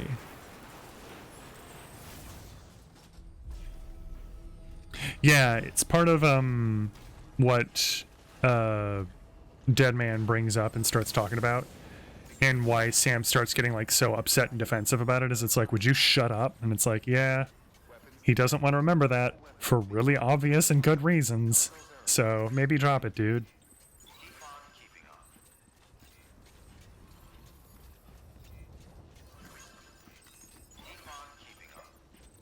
Okay. Before we go in and we talk to him, let's deliver this lost package that we grabbed for no reason. And while it gets delivered, let's drink some more hot chocolate. Even though it's not hot anymore. Delivering cargo. Delivery complete. Displaying performance evaluation. Wondering if maybe you just didn't see those parts. I think you might have mentioned at the time that you had to, like, be lurking a little bit. Or that you were, like, grabbing something, so very possible. I'll try and catch up on uploading all of the parts of Death Stranding. Hey! We got another little charm for our backpack. We can equip this one, and it'll make it so that the little things don't, the cryptobiotes don't fly away when we approach them. Thank you for your continued support. Good work. Alright. Please access delivery terminal for further information. I don't think that's our next mission, but let's just double check. Nope. Okay. Let me warm up. Why am I not warming up? Warm up, Sam. He doesn't feel like it. Okay. Let's go see Hartman. Yep, yep. Oh, shockingly late, heading offline. Have a good night, Shen. No worries, Seymour. Have a good one, okay? Thank you, Sam. You're welcome. In reclaiming our past, we've uncovered a number of vital clues. You're welcome. Don't worry, I just got back. We have time. Hey, we got 21 minutes. When you met with Mama, you Mama. experienced a strong antigen-antibody reaction, correct? There was a BT in the room. There was, but something else may have been causing it. I've discovered large quantities of chiral matter in Mama as well. Mama. Not just the usual kind that collects on our skin or on our suits. It's in all her cells. Cells that are no longer active. The BT you encountered there was special. It was her child, but also her own soul. Ooh. Somehow, her car and half failed to separate. They must have remained connected through the umbilical cord. It's the only explanation. The only explanation. Bruise I'll stop when you. she touched me. Yes, and there's more. 10 seconds to cardiac arrest. 5, 4, 3, 2, 1. I modified the log times. Headquarters will have no record of what we say. Ooh. Look, a message from Dead Man. It came with the umbilical cord. Sam, I'm sorry. You deserve to know what you were carrying. But I couldn't risk Di Hardman finding out about the case. So I had no choice but to keep it off the books. You've got to keep this between us. We still don't know if the director can be trusted. Why not? The umbilical cord was taken from Bridget Strand. I removed it in secret. The cord wasn't attached to a fetus. It was outside her body.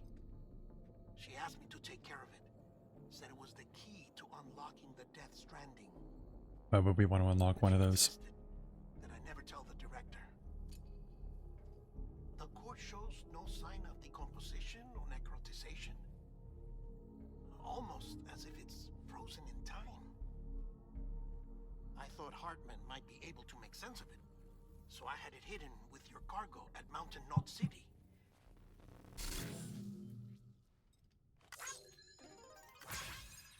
Deadman's observations were accurate. It's just like Mama's corpse. What do you mean? I mean, they share a very unique property.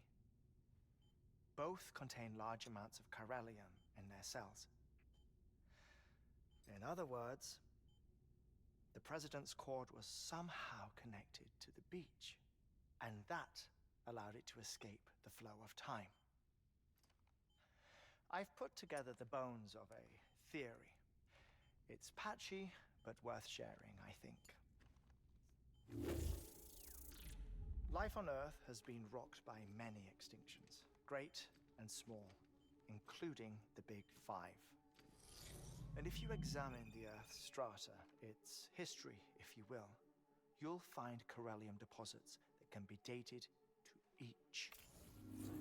What if the manifestation of beaches and other associated phenomena correspond to extinction-level events? You mean? Yes. Our Death Stranding could just be the latest of many. The records and research you helped us to recover strongly suggest that we are in the middle of the 6th extinction. 6th extinction? Come on. You know what this is, yes? A frozen mammoth from 10,000 years ago. Correct. And this? The Iceman from 5,300 years ago. They both have the same umbilical cords. Sure they did. Bullshit. Humor me. What if the mammoth and the Iceman weren't frozen? You're saying time stopped for them just like it did for Mama? Unfortunately, all these specimens were lost in the Death Stranding, so there's no way to examine the genuine articles, but some fragments of data did survive. With the aid of the chiral network, we may be able to piece together something more concrete using Evo-Devo tech. All right, how's this?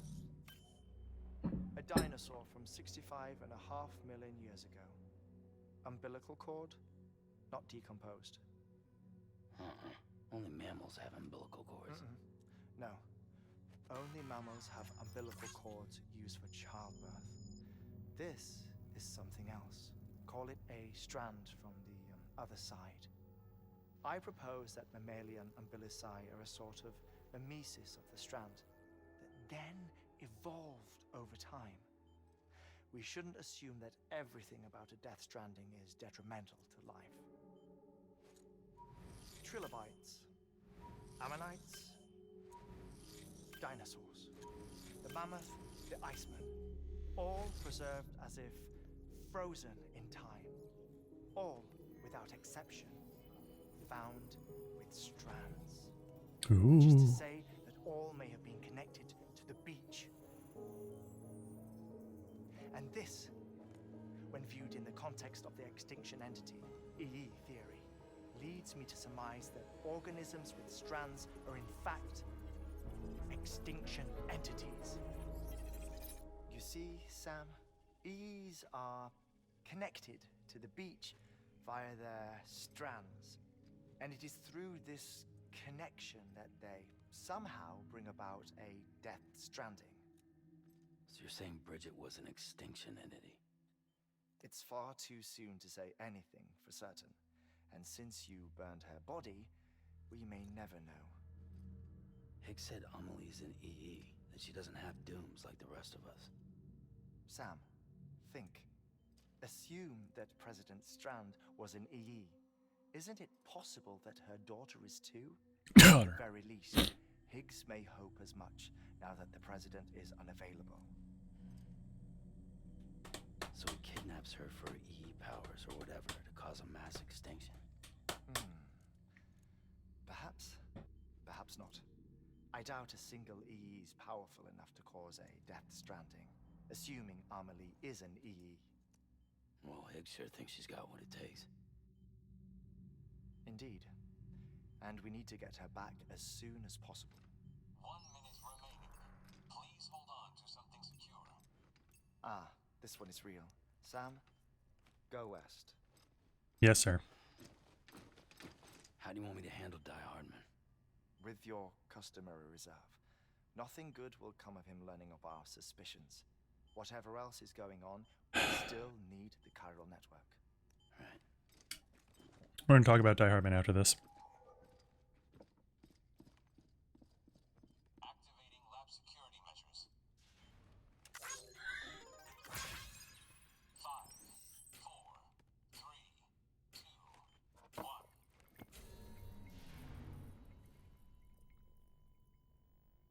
So, we keep being told, don't trust Die Hardman. Don't trust Die Hardman.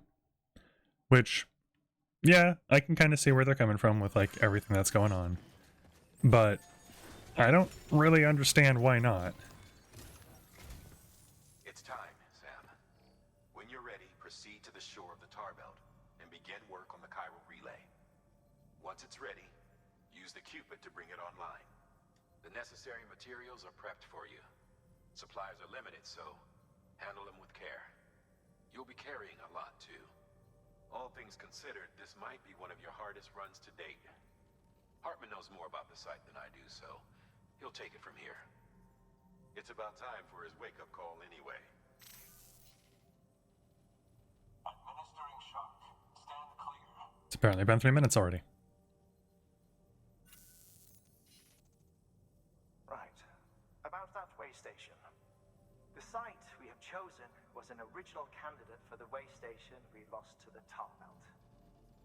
Ironically, we suspended construction because we deemed it a little too unstable and not worth the risk. But this time, it's our best shot. So let's hope we weren't right to change horses in midstream. Fortunately for us, the foundation we laid down is still intact. All Yay! you have to do is transport the necessary materials to the site and finish the job. I'm afraid it's the only way we can expand the network further west and rescue Amelie. We're counting on you, Sam. All right. So, we're going to take on this order, and we're going to go all the way down there. is what we would basically be doing. I'm a little worried about something, because I know what the last pizza delivery is, and I know when it gets activated, and it basically gets activated after we do this, and like we finish up the next little bit of story and we come back to this map. And I know where it's from, and we haven't gotten that particular porter on the network yet. So I'm hoping that when I come back here, I still get that mission, even without connecting that porter. This is going to be a bit of a test run to see if that is the case. If not, oh well, essentially. Like, there's not much more we can do.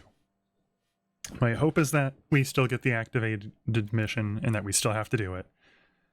But if we don't, then there's not much I can do about it, because I don't think I'll be able to get this porter, or not porter, this prepper onto the network after we do the next little bit of mission and we start the next bit of story. This leads into endgame stuff, and I'm thinking, since it is kind of getting late, it's almost, well, it is 8. I think what I'll do is I'll make the mission out to here, see what time it is, and if I think I'll have enough time, I'll make my way through the city and finish the little delivery all the way to the end of that area, and then I'll stop there, because there's a boss battle afterwards and like a whole bunch of stuff that continues on with lots of different boss battles and cutscenes and so on and so forth. So, depending on what time it is, once we get to here and we get to the next area, I'll probably stop there. So, let's go ahead and grab this, and actually, cancel. Do I get to see what the thing is that I'm delivering? Okay, just all of these. So, we're going to accept that. And we could take a grenade launcher, but we're not going to.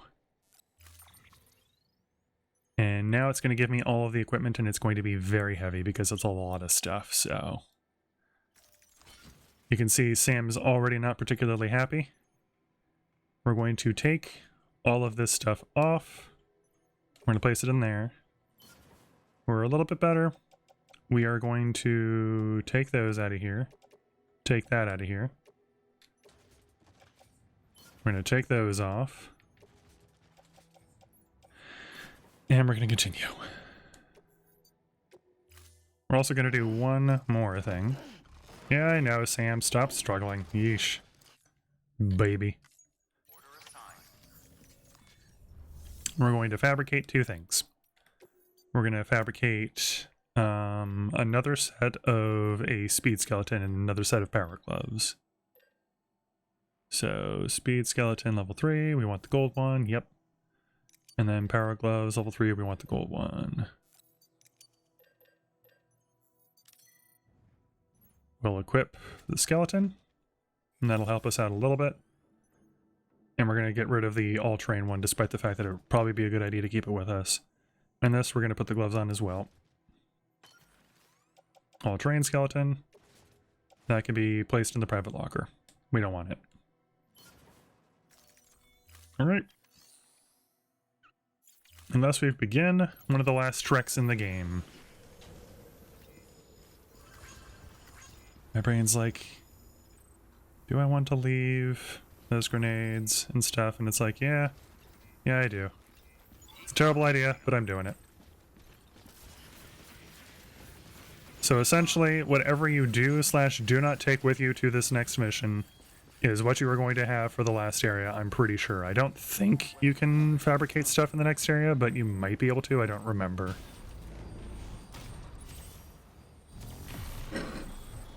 Either way, I'm gonna try and go with the bare minimum stuff to show that it can still be done.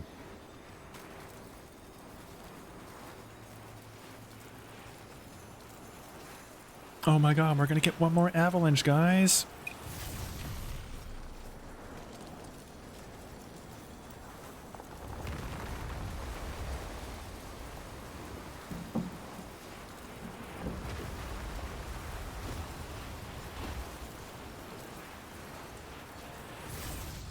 Yeah, over there is the scary place, apparently. Good to know. We will avoid that moving forward.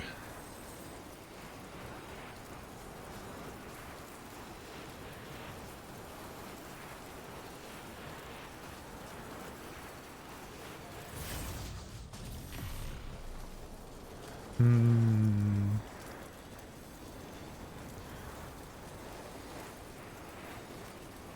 It is actually kind of interesting because my brain's like, depending on how far we get tonight, there is a very real possibility that we can finish this game on Thursday. I'm not positive about that, so I don't want to say it like definitively that's what's going to happen on Thursday, but if we don't finish it on Thursday, we're going to get very close to finishing it on Thursday. And I might just kind of force it. But that also depends on whether or not I'm able to stream on Thursday, because it is going to be near the end of the week, and like we're not quite at reporting, but we're getting close to reporting for the next like stuff.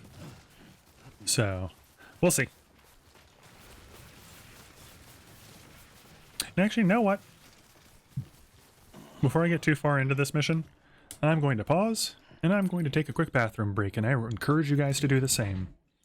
I'm going to take care of my cup for the hot chocolate and stuff. I'm going to take care of the Bailey's bottle that Lou brought out for me. I'm going to go to the bathroom. So I'll see you guys in just a little bit. Definitely feel free to like grab a little night snack and a little drink and get all cozy and stuff. And then we'll be right back in about 5 minutes. So, well, 5 to 10 minutes as usual. See you soon.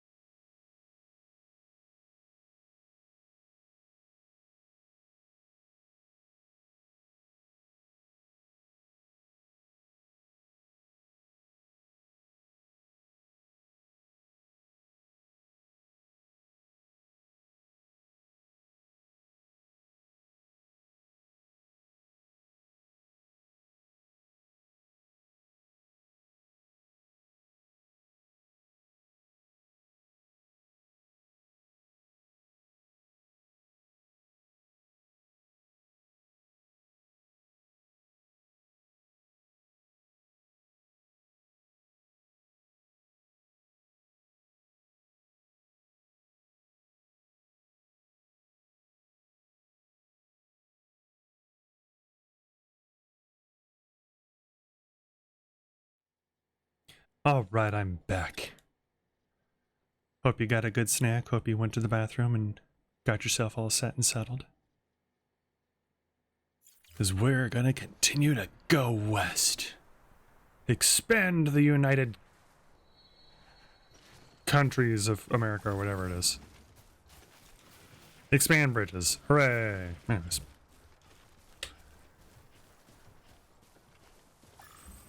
My battery is fully charged. Oh, and actually, you know what? Let's pull back up the map and let's take a look at where we're headed, essentially. Because we're headed this way, and huh. That's not good. Yep. We're basically heading this way, and then we're heading this way, but we have to go through mule territory to do so. Welcome back. You too! Welcome back, Iced. And, admittedly, the part of going through mule territory is not going to be a lot of fun. Especially since I don't have any weapons. Oh no! Sam! Sam! There we go. I have faith in you. But yes, welcome back. We're continuing our westward expansion.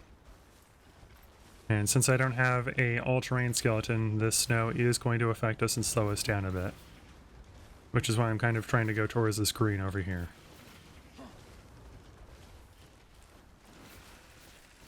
This big green patch in the middle of all the snow. Everywhere.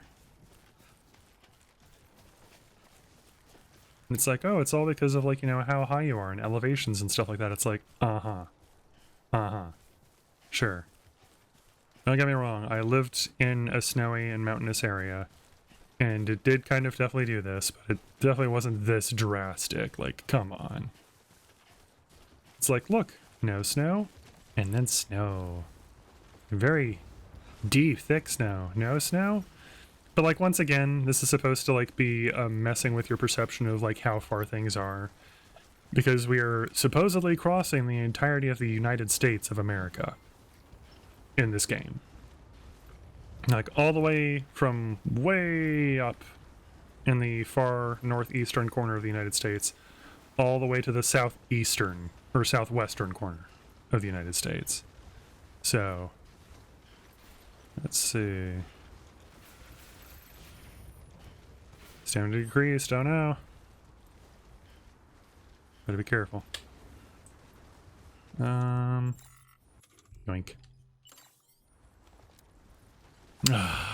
We're fine.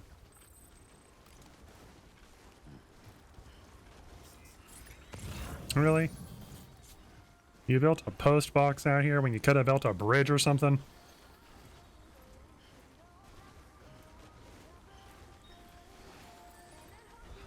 If I could point down. Anyways. That mountain range in front of us is essentially where we were heading before we start going that way.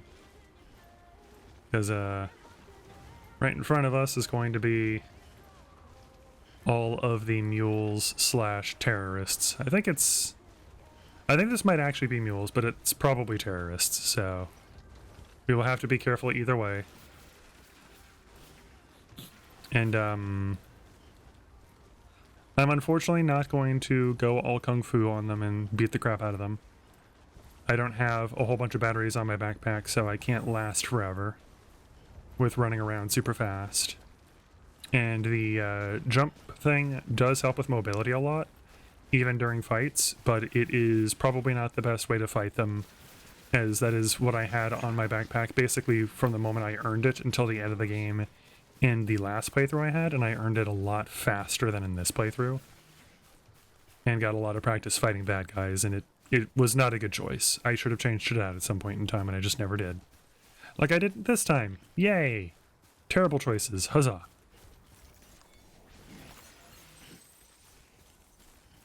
But yeah.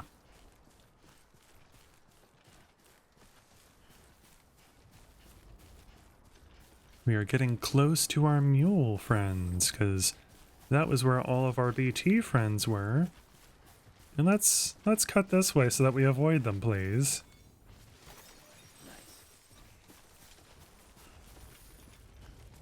Let's go up over this mountain, please. Alright. You'll notice There it is. And there's one of them. I'm going to try and kind of walk along the outskirts of their territory. Because I do believe you can literally just circumvent their whole area. And not encounter them at all. I am also going to walk a little bit further away and see if I can get a save in really quick, just in case they do encounter me and like notice me and start shooting at me. Because they are going to have a lot of guns because we're near the end of the game. And I don't want to get shot at. Because I do not want to die. Am I able to save? I'm able to save. Let's save here. This is a good spot. Wait, did it? Yes. Okay.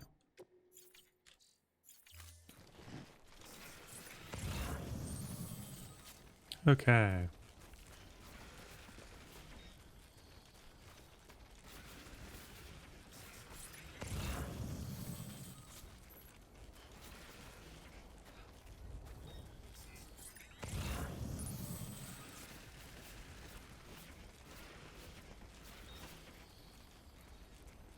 Sorry, Sam, I know you're getting tired, buddy.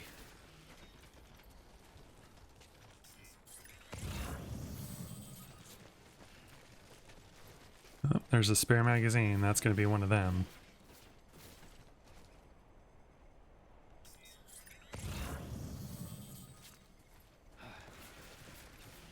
Alright, there's the sensor. There's another sensor, so we are going to go this way. Last little tip. Just kind of go through these ruins. Try to follow as smooth of a path as you possibly can. And don't be afraid to just spam the scanner. Which if it's your first time playing, you've probably already been doing, but keep it up. You can literally spam it as fast as I'm going right now. And it's not necessarily a bad idea to do so that you can kind of see where you want to avoid walking.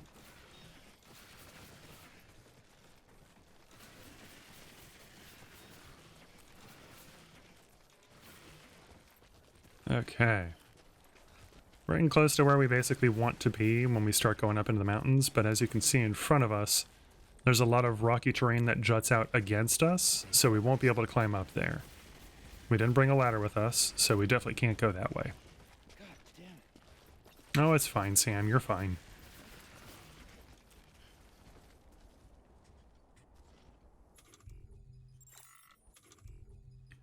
If you have done the thing that I keep suggesting, and maxed out a couple more of the people, you'll probably have an all-terrain skeleton that is level 3 and will let you carry more than my speed skeleton will. And that's probably what you want to be wearing, because as you're making your way through this area, there's a lot of snow, there's a lot of rocks, and it does affect Sam's stamina, how quickly it goes down. And since it will also have more carry capacity, it will affect his stamina in that way as well. So I'm kind of reaping what I sow. I did not max that stuff out on purpose, so I could kind of show you easier ways to do things if you are just trying to do this as quick as possible, but still doing a little bit of stuff. So we're now up on the little slope area, and we can see there's a charge one, and there's a charge one. Or not a charge one, a ping scanner. So we're trying to kind of hug this mountain crevice next to us. We're going to have to dip below this here. Oh, and we need to rest so that Sam doesn't run out of stamina. I almost missed that. Relax our arms so it fills up faster. And we'll make our way into the snow. And from here, we're basically home free. We just have to trudge our way through it. I'm pretty sure we're going to get a song as we do at some point. So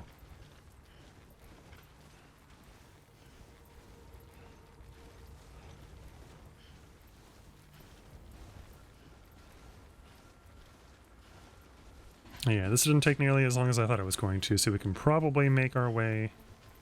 Well, we can definitely make our way to the last area, and then from there, we can almost certainly make our way through it. But once again, I don't think we're going to do the boss battle, because, like, if I do that, it leads into a cutscene with more boss battles and then even more boss battles and then like end game stuff and just a lot of things. So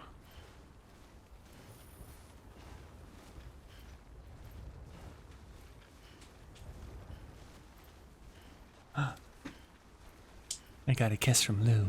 It's the best. You believe in yourself, Sam, whatever. Sam. Don't believe in you. Believe in the me that believes in the you that believes in me.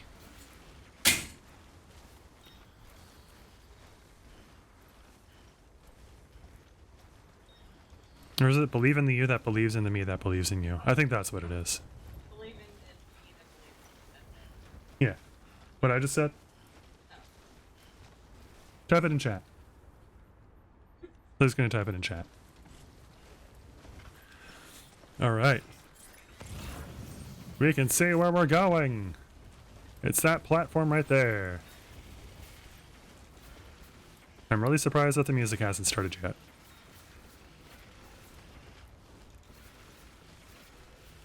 It's believe in the me that believes in you. No, it does get more complicated at one point. It does. That's the first one that he does. But there's one, like, right before he dies, spoiler, that's like, don't believe in you, don't believe in the me that believes in you, believe in the you that believes in the me that believes in you, I think is what it is. Because Kamina is extra.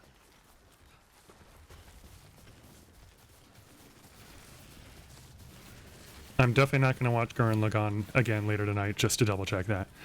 He is, but he's our drama queen, and we love him.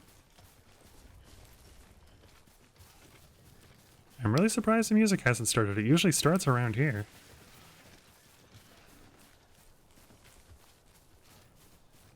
I feel like we're about to get it, though. Maybe it's because I'm, like, way too heavy. There it is.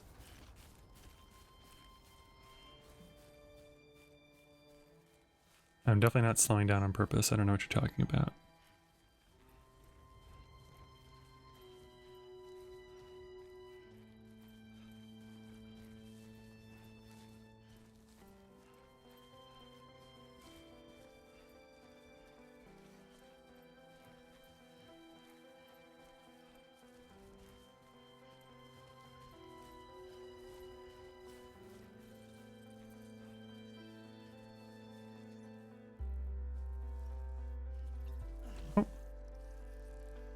Guess I can't grab any.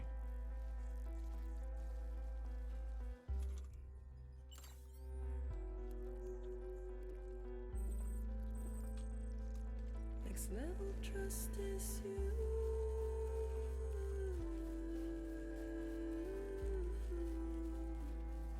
Next level trust is you.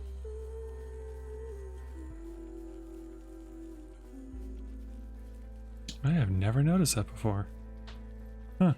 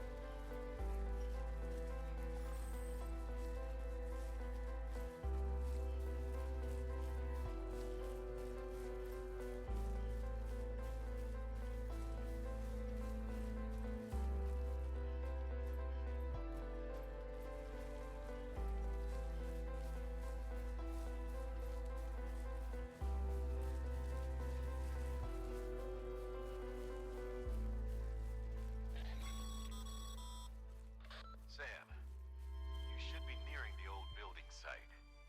Look for the terminal and submit your materials for processing. Yeah, well, once this music is stopped. Next level trust is you. once I finish slowly walking there if I get there before the music stops.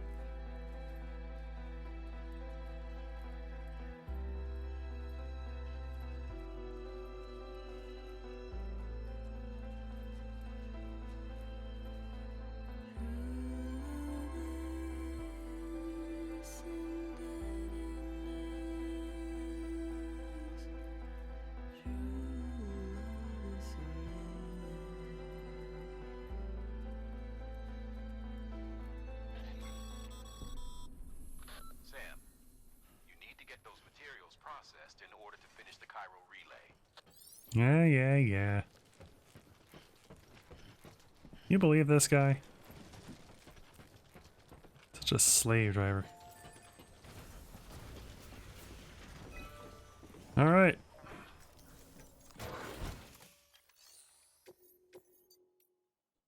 Here we go. Dang it. And we don't get anything for this. Like, we don't get a station, nothing gets built. Spoilers, I guess. We are awesome, though.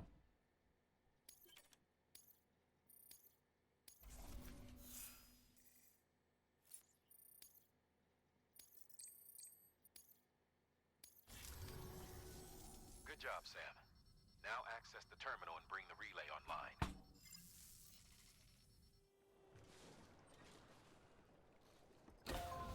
There we go.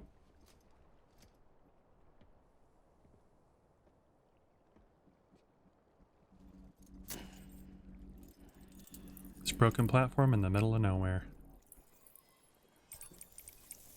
What the hell, Shen? Why so late? What are you talking about? Tuesdays and Thursdays, this is when I stream usually. Like from 5:30 to like 9. How you doing, Bonds? It's good to have you here. We're about to do the most ridiculous part of Death Stranding. Which I'm probably going to explain a little bit beforehand, because I feel like a lot of people that play this game get to this part and get stuck. Me too. It's very confusing, and I think it's cool now that I know what to do, but definitely beforehand I was like, what the hell am I supposed to do? This is stupid, and so on and so forth. So, you're finally back from Vancouver? Welcome back! It's good to have you back, Bonds. How was it? Was the trip fantastic and wonderful? I don't know what you were doing. I hope it wasn't anything like really sad or like depressing. I'm hoping. Because I'm going to feel really bad for being like, how was it? We're this close to Emily, to America's second chance. Edgenut City awaits. Yay. The staff we're sending will start by building a safe house. Over time, they'll expand their operations and establish a new facility. Someday. In doing so, they'll carry on the legacy of the brave souls lost to the tar. All thanks to you, Sam. Now, let's figure out how to get you across this tar belt. Okay. So, we need to get across this tar belt to get to the next area. As you can see, we've got lots of jump ramps. Oh. It was good. The way west is through that. Hi, Iced. To Yay. make matters worse, I don't believe your PCC is capable of building anything that will get you across. There must be a way. We can't give up. Not with what's at stake. We'll see if we can't think of something here. But considering everything you've been through, I wouldn't be surprised if you've already got a few ideas of your own. Nudge, nudge, wink, wink. And now you get a whole bunch of different ideas from different people that are messaging in things. I'm going to pause so that they don't just eventually tell me the answer, because if you spend too much time here, they will just eventually tell you the answer, because it's like, hey, we noticed you might be stuck. Oops, our bad. But anyways, if you haven't been doing what I've been kind of suggesting and avoiding BTs and like getting into BT battles and stuff like that, when you get dragged into the boss battles where it's like the big demon thing and stuff like that, like the lion that we fought over here at Mama's facility, the giant squid thing we fought in the previous area, you may remember that we got surrounded by a giant tar field and that things started kind of bubbling up and like people were like throwing stuff at us and like there were buildings and things like that coming up out of the tar. Well, this is a giant tar belt. So what better way to cross it than to trigger a BT boss fight and use the buildings that rise up out of the tar as footholds. So that's what we're going to go do. And the way that the game kind of hints that this might be what you want to do is as we go this way, which is the furthest you can get and the closest you can get to where you're going while on land, you'll notice that it's starting to rain. It's starting to get darker. And as we continue to get a little bit closer to this part of the shore over here, it's raining more and more. And come on, game. There we go. We get the BT shutter. And we even get into the point where there are BTs. Now, what I did, because I'm stupid, is I came over here because it's like, wow, there sure are a lot of BTs that keep spawning over here. I bet this would be a great place to farm chiralium. So I came over here. I got up to right about here. And I started sneaking.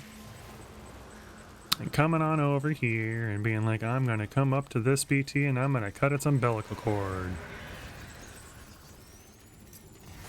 And I'm going to get so much chiralium out of it. Well, I sure got 17 crystals for that. Amazing. And look. A whole 13 more. The BTs here don't drop a lot of chiralium, and I'm pretty sure eventually they just stop dropping it. These BTs will literally spawn forever, because you need to be able to get into a BT encounter and get caught by them to progress. I did not put two and two together. But that is basically what we need to have happen here. So, let's get into a BC boss fight. Bring it on, losers. And now it's the whales. Over here, we got some buildings. We got some vehicles. Let's do it. We've got a jetpack on our back. We've got the speed skeleton. This should be easy.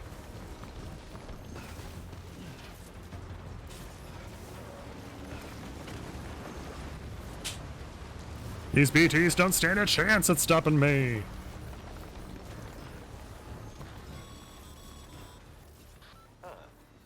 Can't say I would have ever thought of that. Well done, Sam.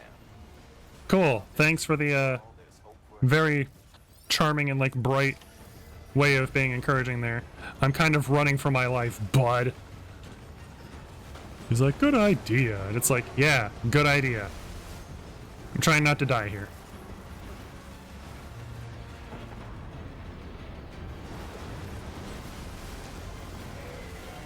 Nope, Sam, stay on the building. Cool. Climb up, thank you. Once you get to a specific point, right over there, you quote-unquote have made it as far as you need to.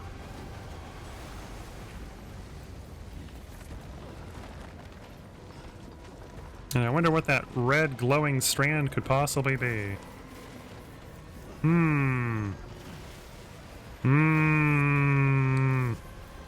Oh!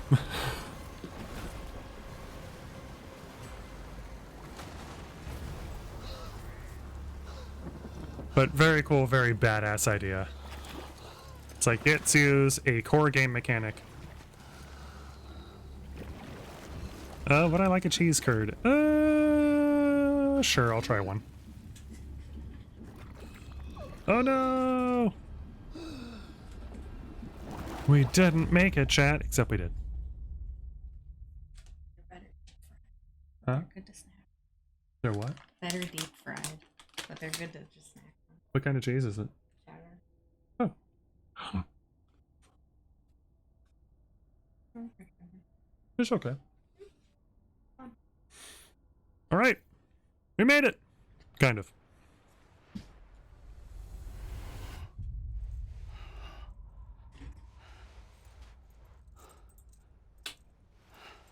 Here we are again.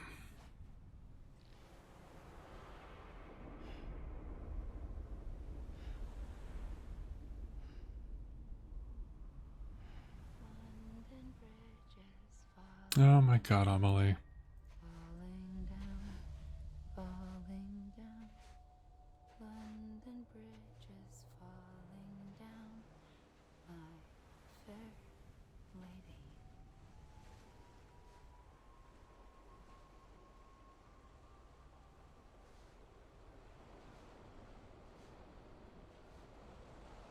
Hi, crazy lady.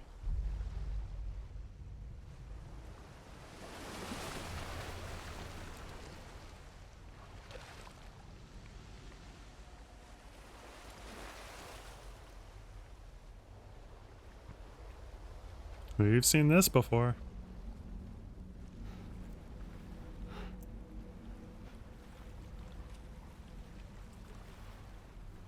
Oh no! Probably a little early for you guys, but I guess I am like a couple seconds ahead.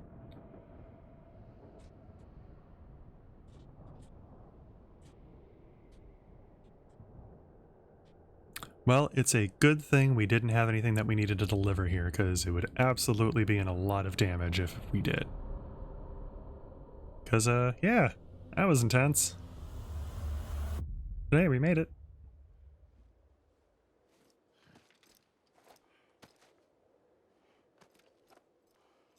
Actually, now that I think about it, I think there is one more center that we can, like, make stuff at. Oh, Sam, that couldn't have felt good. Uh-oh.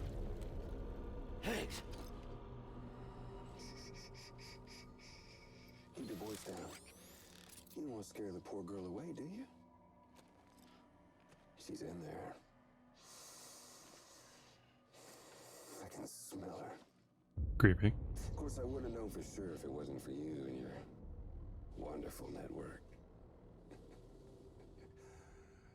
Bless your heart. Cool. And thank you kindly.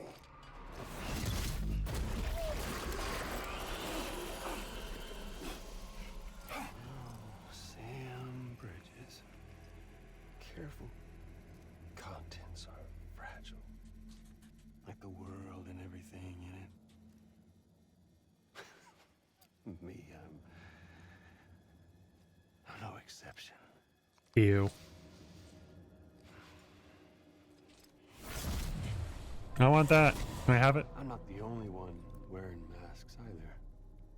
There's your boss man, and that woman, and oh, let's not forget little you. Yes, please. I'd love to wear that mask. It looks so cool. Okay, it's okay. I know it ain't easy wearing a mask all the time. Now the mask can come off, right?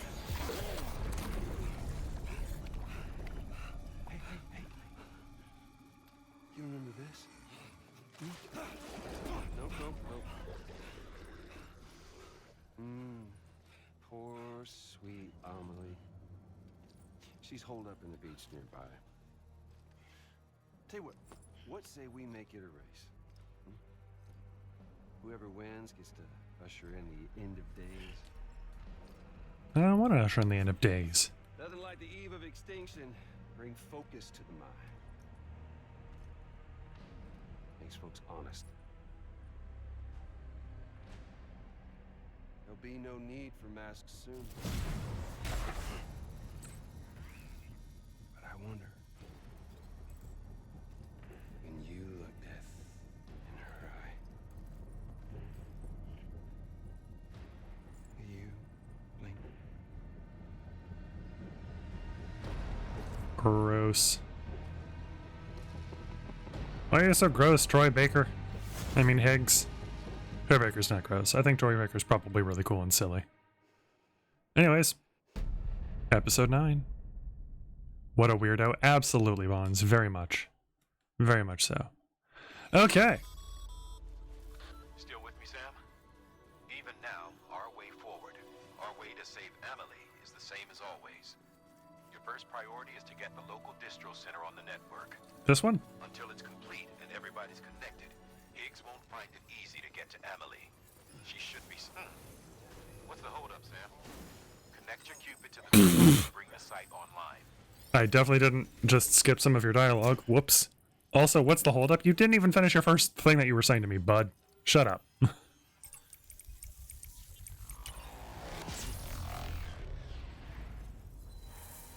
He's like, you're literally sprinting in there and jumping down there with a jetpack.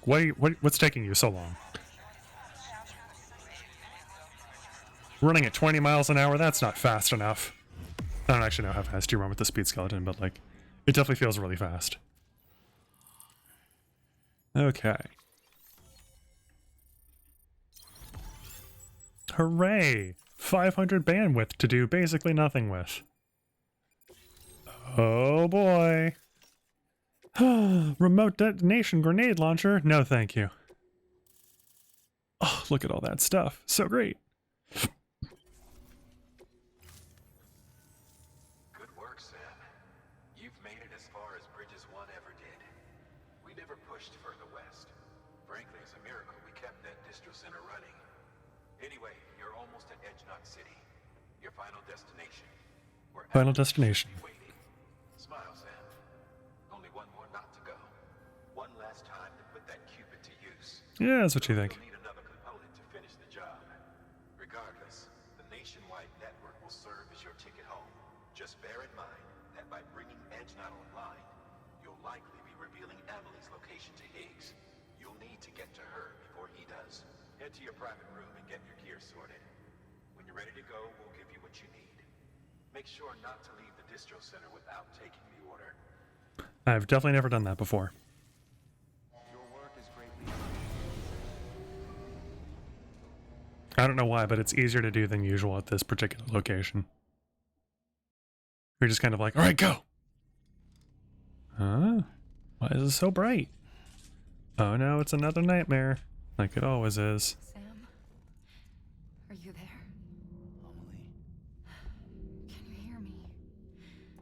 Sam, Over here, Amelie. the network's nearly complete. Just one more knot to go. And then America will be whole again.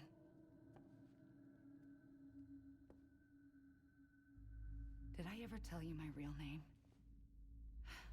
I wanted to. It's Amerigo. After Amerigo Vespucci, the man who discovered the continent. I thought it was Columbus. Yeah. Except Amerigo was full of it. He lied. America is a lie. Amelie. I'm on the beach, Sam. Our beach. The one where I was born. Higgs will never find me here. He can't. So don't worry. Get the last Cupid to Edgenot City and finish what we started. I'll meet you in your room at the distro center when it's all over. There's something you need to know, Sam. I've kept things from you. Worn a mask for the longest time. Everything Higgs said about me is true. I could end it all. Us, mankind. Extinction. That's what I am. How does that even mean? Thank you. It's not what I want to be. All I want is for you and me and everyone in this world to be whole.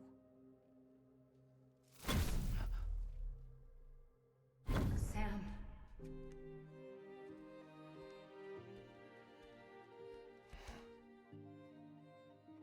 Boo.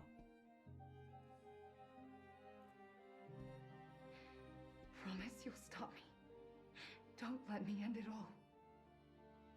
I'll be waiting for you on the beach. Amelie? Boo. Sorry, I Amelie. still don't like Amelie.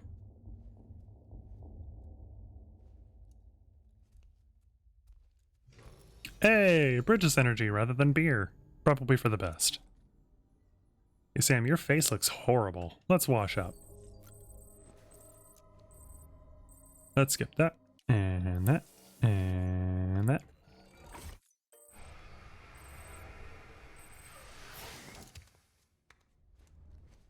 Ah, much better. Sink. All right. Last chance, sink. Oh, not that one.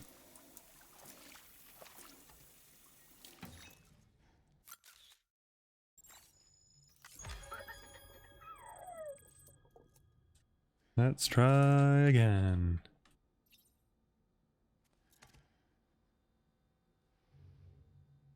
Not that one.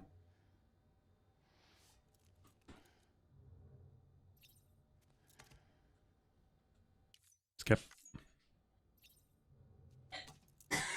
Skip. Oh. Still nothing, huh?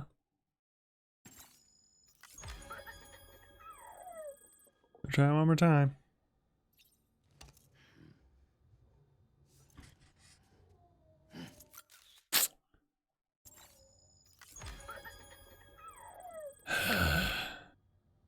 All right. What's that at your feet?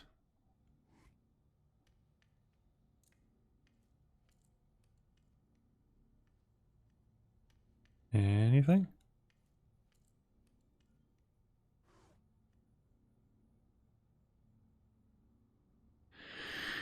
Okay, I guess no nightmares in here this time. Let's drink up. It is 8:54. I think I am going to press forward and finish up this area, but once again, not do the boss battle at the very end.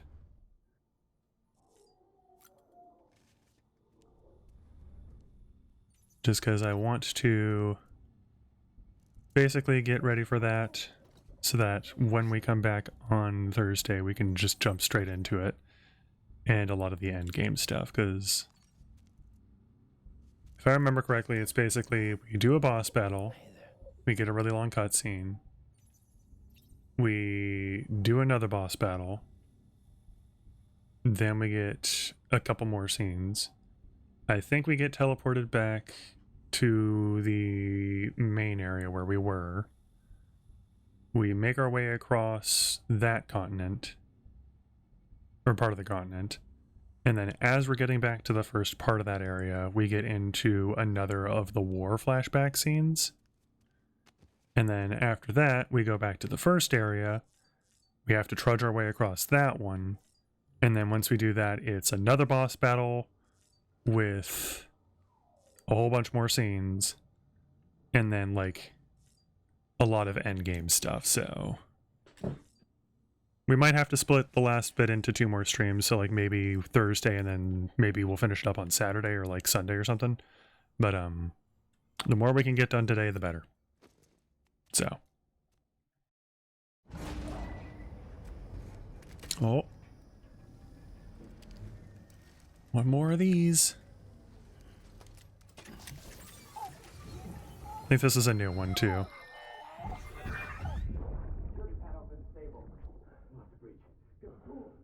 Yep.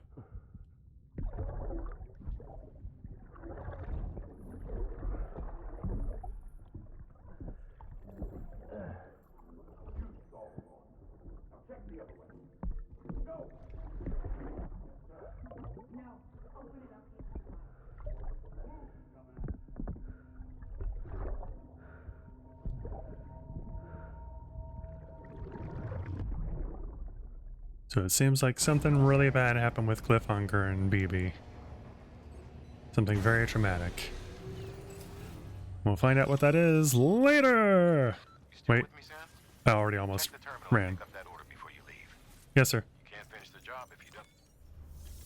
Yeah. I can't finish the job without it. Gotta. Shut up. We're getting a weird network activation key, which is a very familiar shape. Very strange. Has a unique ID, meaning that it can't be replaced if lost. Super strange looking. This is it, Sam. Edge Knot City. The last piece of the puzzle. Oh boy. You'll need more than just a Cupid to link this one up, though. You'll also be required to supply a network activation key. Anticipating terrorist interference, we held on to it for safekeeping. It's been sitting in that distro center gathering dust. Until now. Collect it at the terminal and take it to Edge Knot City. Luckily for us, the automated systems at the distro center there still seem to be operational. So once the key is entered, it should automatically interface with the backbone network. A word of caution, Sam. The activation key has a unique identifier. If anything happens to it, you can't just print a new one. It's one of a kind. Irreplaceable. And for the love of all that's holy, don't lose it.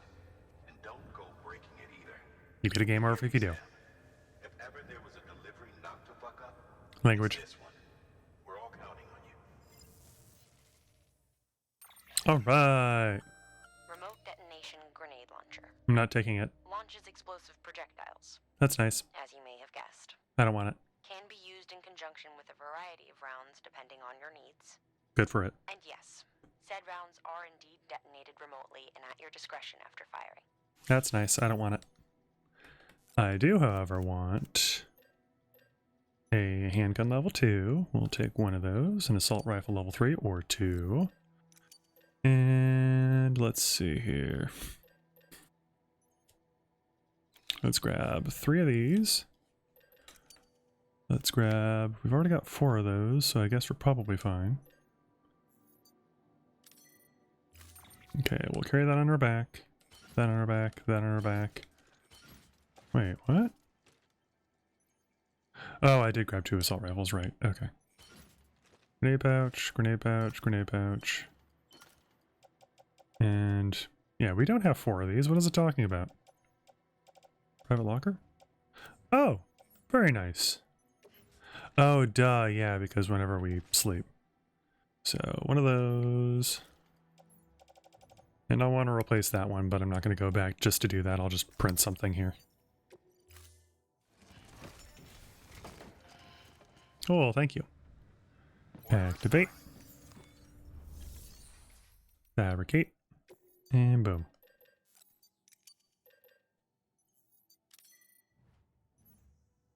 Place in utility pouch. Cool. Which one did it unload? Good. Good. Alright. Let's go.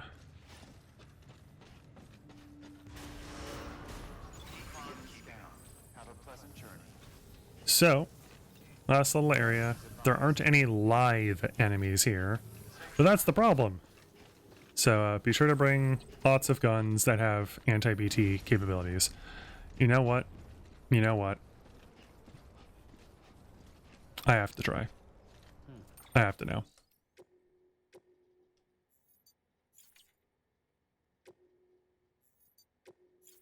Oh, save twice. Alright, let's try it.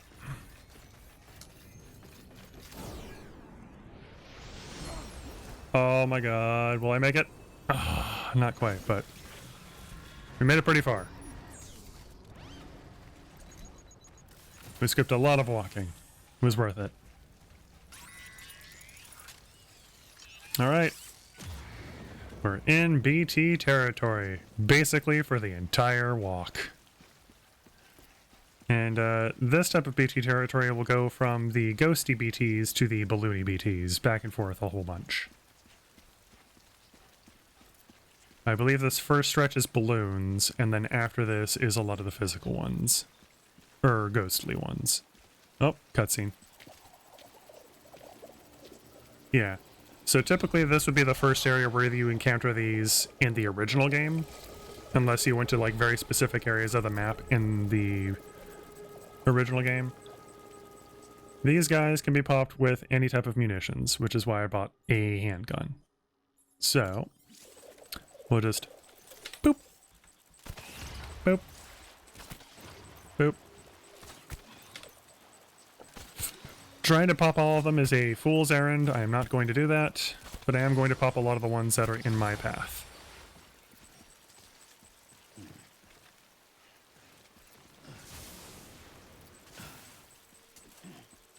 And the closer you get to them, the more likely they are to start floating at you, so... Also, BB will do that if you're walking close to it and it still hasn't, like, completely created its chiral crystal hand thing. So, don't freak out if you've shot one and been like, it should be gone, why is it still freaking out at me?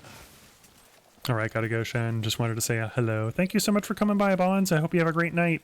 Get lots of rest. I know that after flying, you're probably a little jet lagged, so sleep well. Welcome back. It's good to have you back, man. Alright. We'll shoot that one. We'll shoot that one. That one. That one. That one. And the reason that I specifically get a handgun for this is that it's really easy to specifically use one shot, whereas with the assault rifle, you might accidentally use two. It's a huge waste, no point, so... Okay, boom, boom, boom. That should be plenty.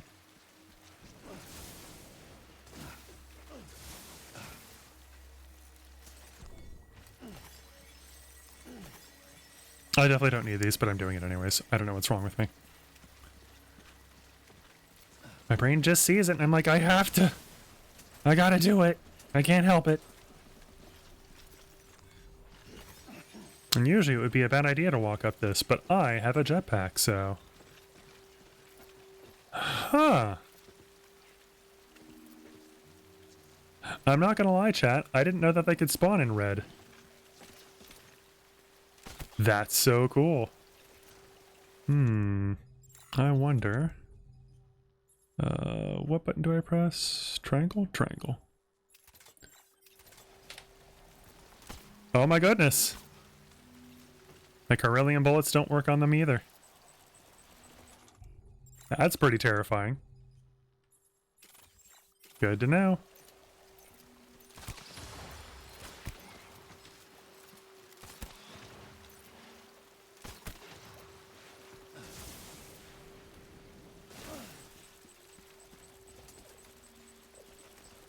Okay. I'm gonna do something very stupid. Do not do this. Because as you can see, I literally just jumped right next to one.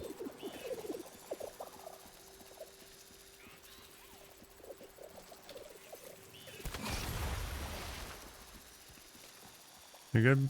Yep, we're good. Okay.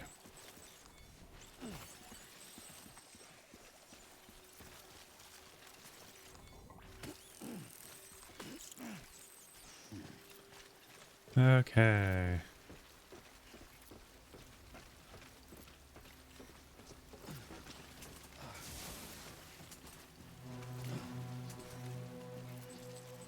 And now we're at this part. I don't think you remember ever seeing those things. They do show up here in the original game, so at the very least, you would have encountered them here, if nowhere else. Oh. Oh. That man mad.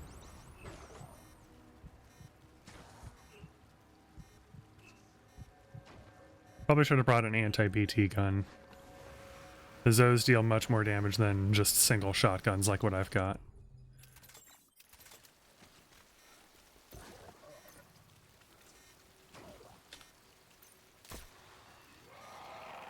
Is this not Carillion bullets? Oh, that's standard rounds. No wonder it's not doing anything. Standard rounds don't do anything to the ghosts.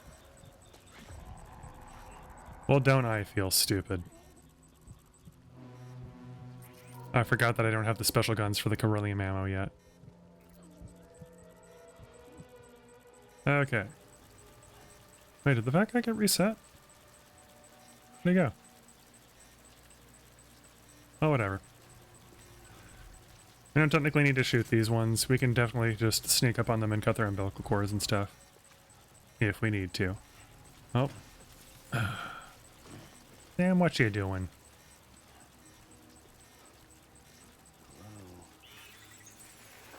Yeah, I know, Sam. There, you happy? And we'll cut the baby one too. There. You're fine. But yeah, that baby dropped more chiralium than the ghosts on that beach near the last areas and water. I bet this guy will drop more too. Wherever it decided to spawn it. I heard the sound of it spawning, but I guess it decided not to put it somewhere where I could grab it. You okay there, Sam? You chuckling to yourself out of insanity at this point?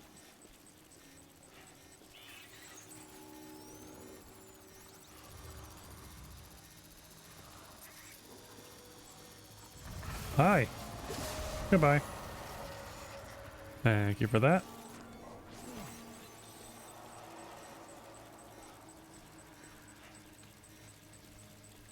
In this part, we definitely don't want to do any running jump things to like get past them because it will absolutely result in us getting caught.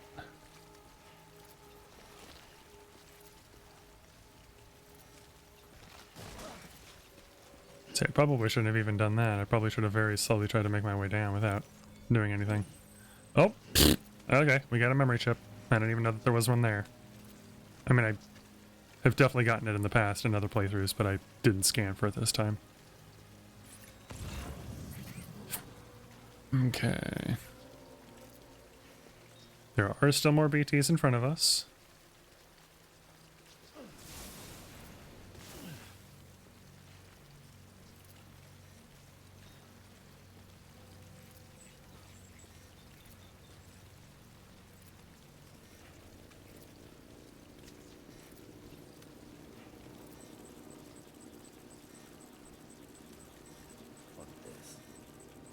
Alright. Last little gauntlet of BTs. Oh my god, my chiral boots! No! I didn't mean to leave those behind. Oh well. Our boots are gonna have to survive us to basically the end of the game.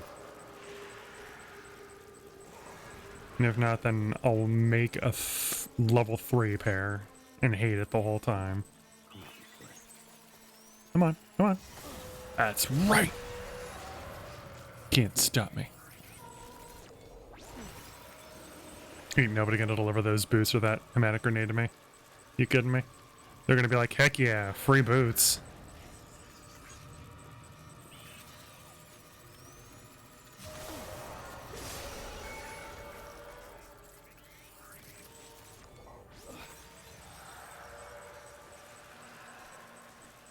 Alright, I'm going to stop zigzagging back and forth and I'm just going to focus on the ones directly in front of me. How could I? No, you're right. It won't be the end of the world. I'll probably be fine. These boots last for a ridiculous amount of time. Yeesh. There enough BTs in this direction? Come on. Got your cord. Got your cord.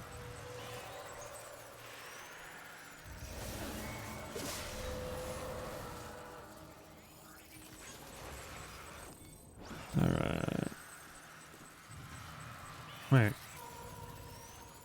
Oh, this is kind of unfair.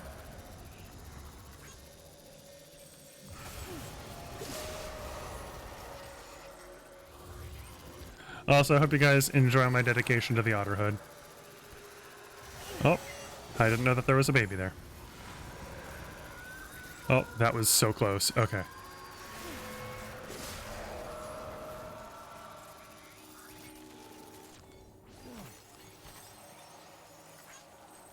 All right. And I believe that that is it for BTs in front of us. We'll find out in a second here. Yep. So we're good. You know what? Just that I can't forget, we'll also put on the Luden's mask. Just so that we're maximum silly for when we get into the next, like, boss battle fight stuff. I'm here! Contaminating suit. All clear. Welcome, Sam Porter Bridges. Thank you for the welcome. I am going to save right here just in case when I do this, it immediately starts the, like, boss fight, because I don't remember. Okay. Make this delivery. And once again, very familiar looking thing.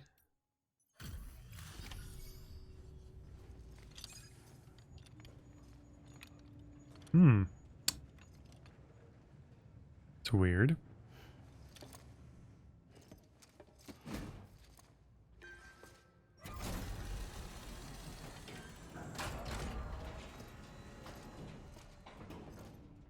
Valid activation key confirmed. Interfacing with NOT network.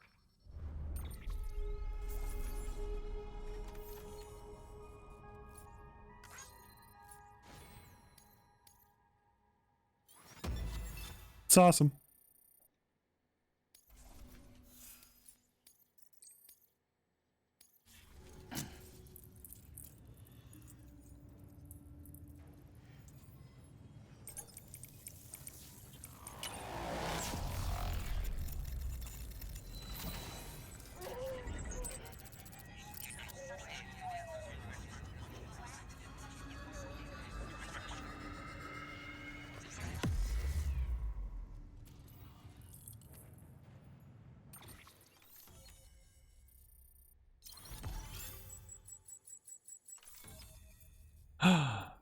We made it all the way to the edge of California.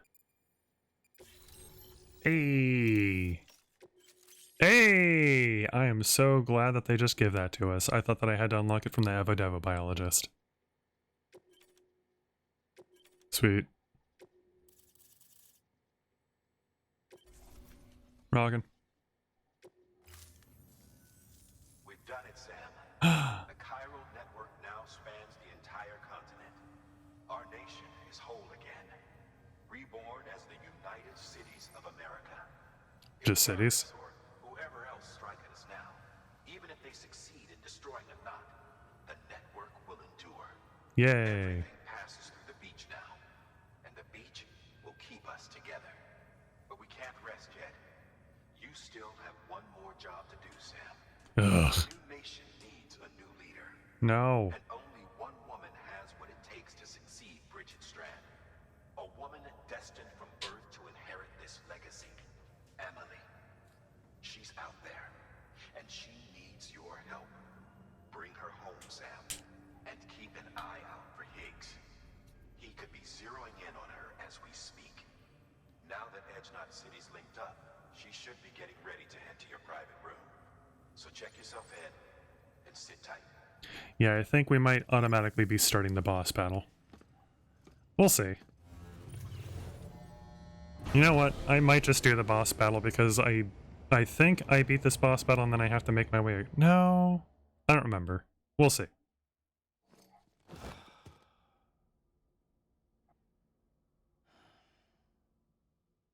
We'll see. Yep, it's definitely starting stuff. I guess worst case scenario, we just keep streaming until 10. So. Which if that is too late for you iced demons, I completely understand, because that would be like 11 o'clock at night, so. You came for me. I knew you would. That's not Ollie's voice. Sam, it's me. Amelie?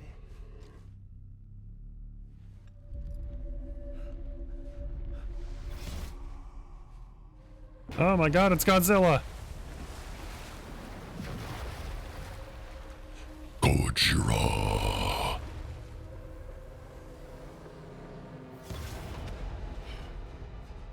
I need to tell you something.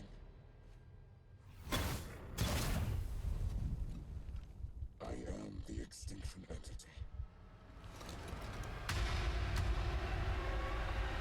Nightmare fuel!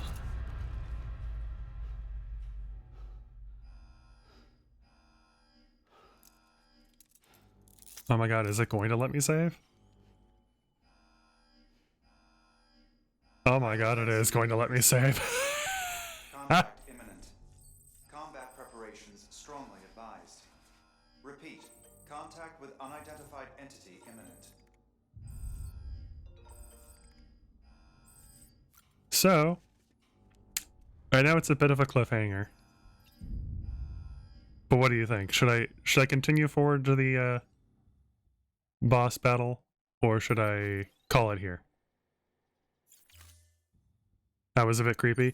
It's incredibly creepy. Amelie is terrifying. And evil and terrible, and I hate her. You asleep? How? You know what? I think I wanna shower. It is a little late, yeah. It is 9:18 already, so. And I'm near certain, if I remember correctly, it's boss battle, other boss battle, we trek our way across this, and then there's like just even more stuff, so I think I would prefer to play it safe. I'm gonna go ahead and do all of the like little stuff here like I usually do, drink my drinks, and then I'm going to save and call it a night for tonight. And then we'll continue this on Thursday and possibly even finish it. We will see. Because the last bit of game is one heck of a stretch, but it's also one heck of an ending. And I don't want you to miss it. I don't want you to get too tired or fall asleep or anything like that, Ice Demons. And I definitely want Lou to be able to stay up and keep watching it too. And I know that she also kind of wants to get to bed at a reasonable time. What time on Thursday? As early as 5:30 p.m. Pacific Standard Time, but most likely closer to 6 or 6:15, 6:30 again. So let's just say 5:30 to 6 p.m. Pacific Standard Time. Oh, we gotta put on our sunglasses. We can't forget those. You know what? Let's wear a hat too. Which actually, I wonder, can I make my hat any particularly fun color? Okay, cool. Good. Let's see if I can make my hat any pretty. Ooh. You know what? I think we go green on that. So that we've got the green and the bright pink. And then, yeah, no, we definitely stay bright pink on that. Let's see. And I think we leave it like that with those particular color frames. Or lenses. So, confirm. And then we exit out of this, we go back here. You can already tell that the color is a little off, but it's fine, we'll be good. I like the green too. We really want to stand out during the last few cutscenes and stuff. Really want the world to know that Sam Porter Bridges is here. And let's see. Yeah, summoning objects from the other side through the tar, as the Evo Devil biologist will suggest to you. So, this is their way of kind of trying to tell you, like, hey, nudge, nudge, wink, wink. Maybe you could summon the buildings if you get into a fight. Ha ha ha. Anyways. Stuff like that, just to kind of try and help you finish off the game. Anyways, we're gonna call it a night. I highly doubt that anybody else is streaming this late. I don't even have my Twitch open. Whoops, I just closed out of a page that I wanted to keep open. Let's not do that. Sorry for the lag here. I also don't know that any of you guys are going to be sticking around for if we do. Spout is. I'm absolutely rating Spout. I haven't rated Spout in too long. So we'll raid Spout. And we'll do the give us your lunch money as per usual. It was awesome to watch you. Aw, thank you, Ice Demons. It's always nice that you're here and you're hanging out with me, man. It's a great pleasure having you and Pink here. Thank you both for coming by. We will definitely continue this, possibly even finish it on Thursday at 5:30 p.m. to 6:30 p.m. For the start time. We'll definitely not finish it in 30 minutes. p.m. Pacific Standard Time. Yes, give us your lunch money in all caps with whatever emotes you want. If we don't finish it on Thursday, I think we will probably just go ahead and finish it either on Saturday or Sunday. Because then we will have even more time for Golden Sun: The Lost Age, which, oh, I can't wait to get back to. I'm so excited. And that will be our main game that we stream for a really long time. I might also look into streaming some Minecraft or some Elden Ring. I'm not sure. If you guys watched Lou's stream on Sunday, you probably heard me talking to Pixels for a little bit and being like, hey, could you maybe help me with a custom skyblock map? And, the more that I'm thinking about it, the more my brain's like, I kind of really do want to do like a vanilla custom skyblock map. But like, I kind of have like a crazy idea for it. Because, in original skyblock, there is no end portal. But there is a way to... that was weird. Oh. Oh, that's what's going on. I just suddenly got like a whole bunch of noise and it freaked me out because I thought like the game was starting up something and I was just like, oh god, what is that? It was Spout stream. Scared the crap out of me. But there is a way to get to the Nether, and when you get to the Nether, it is also complete void.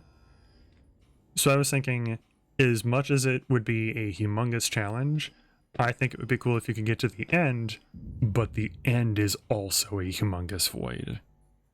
So it's like, you have to fight the dragon first, but there's nowhere to stand other than the spawn platform. So you have to bring in blocks to make your own platform, you have to survive somehow, and you have to kill the dragon before you can do anything. And even there, there's not really going to be much that you can do, because it's just another giant void. And my brain's like, I don't really know what the purpose would be other than being able to get the egg, but like, I think it'd be fun to get the egg, and I think it would be like a fun little extra challenge thing, like, fight the dragon in the middle of the void, but like maybe keep the crystals and stuff like that, so that I still have to kill the crystal somehow. But we'll see. At any rate, we're gonna go ahead and raid over to Spout. Raid message will be, give us your lunch money with all capital letters and whatever emotes you want and stuff like that. I hope you guys have a great night and have a great rest of your week. I'll see you on Thursday at 5 p.m. to 6:30 p.m. Pacific Standard Time. And you guys take care. Let's go ahead and get this raid started. Good night. Take care and hope work continues to be good. So. I think my thing is lagging a whole bunch because I see you guys saying night in the actual stream thing before I see it on like my little side thing, so. Alright, take care guys, bye-bye.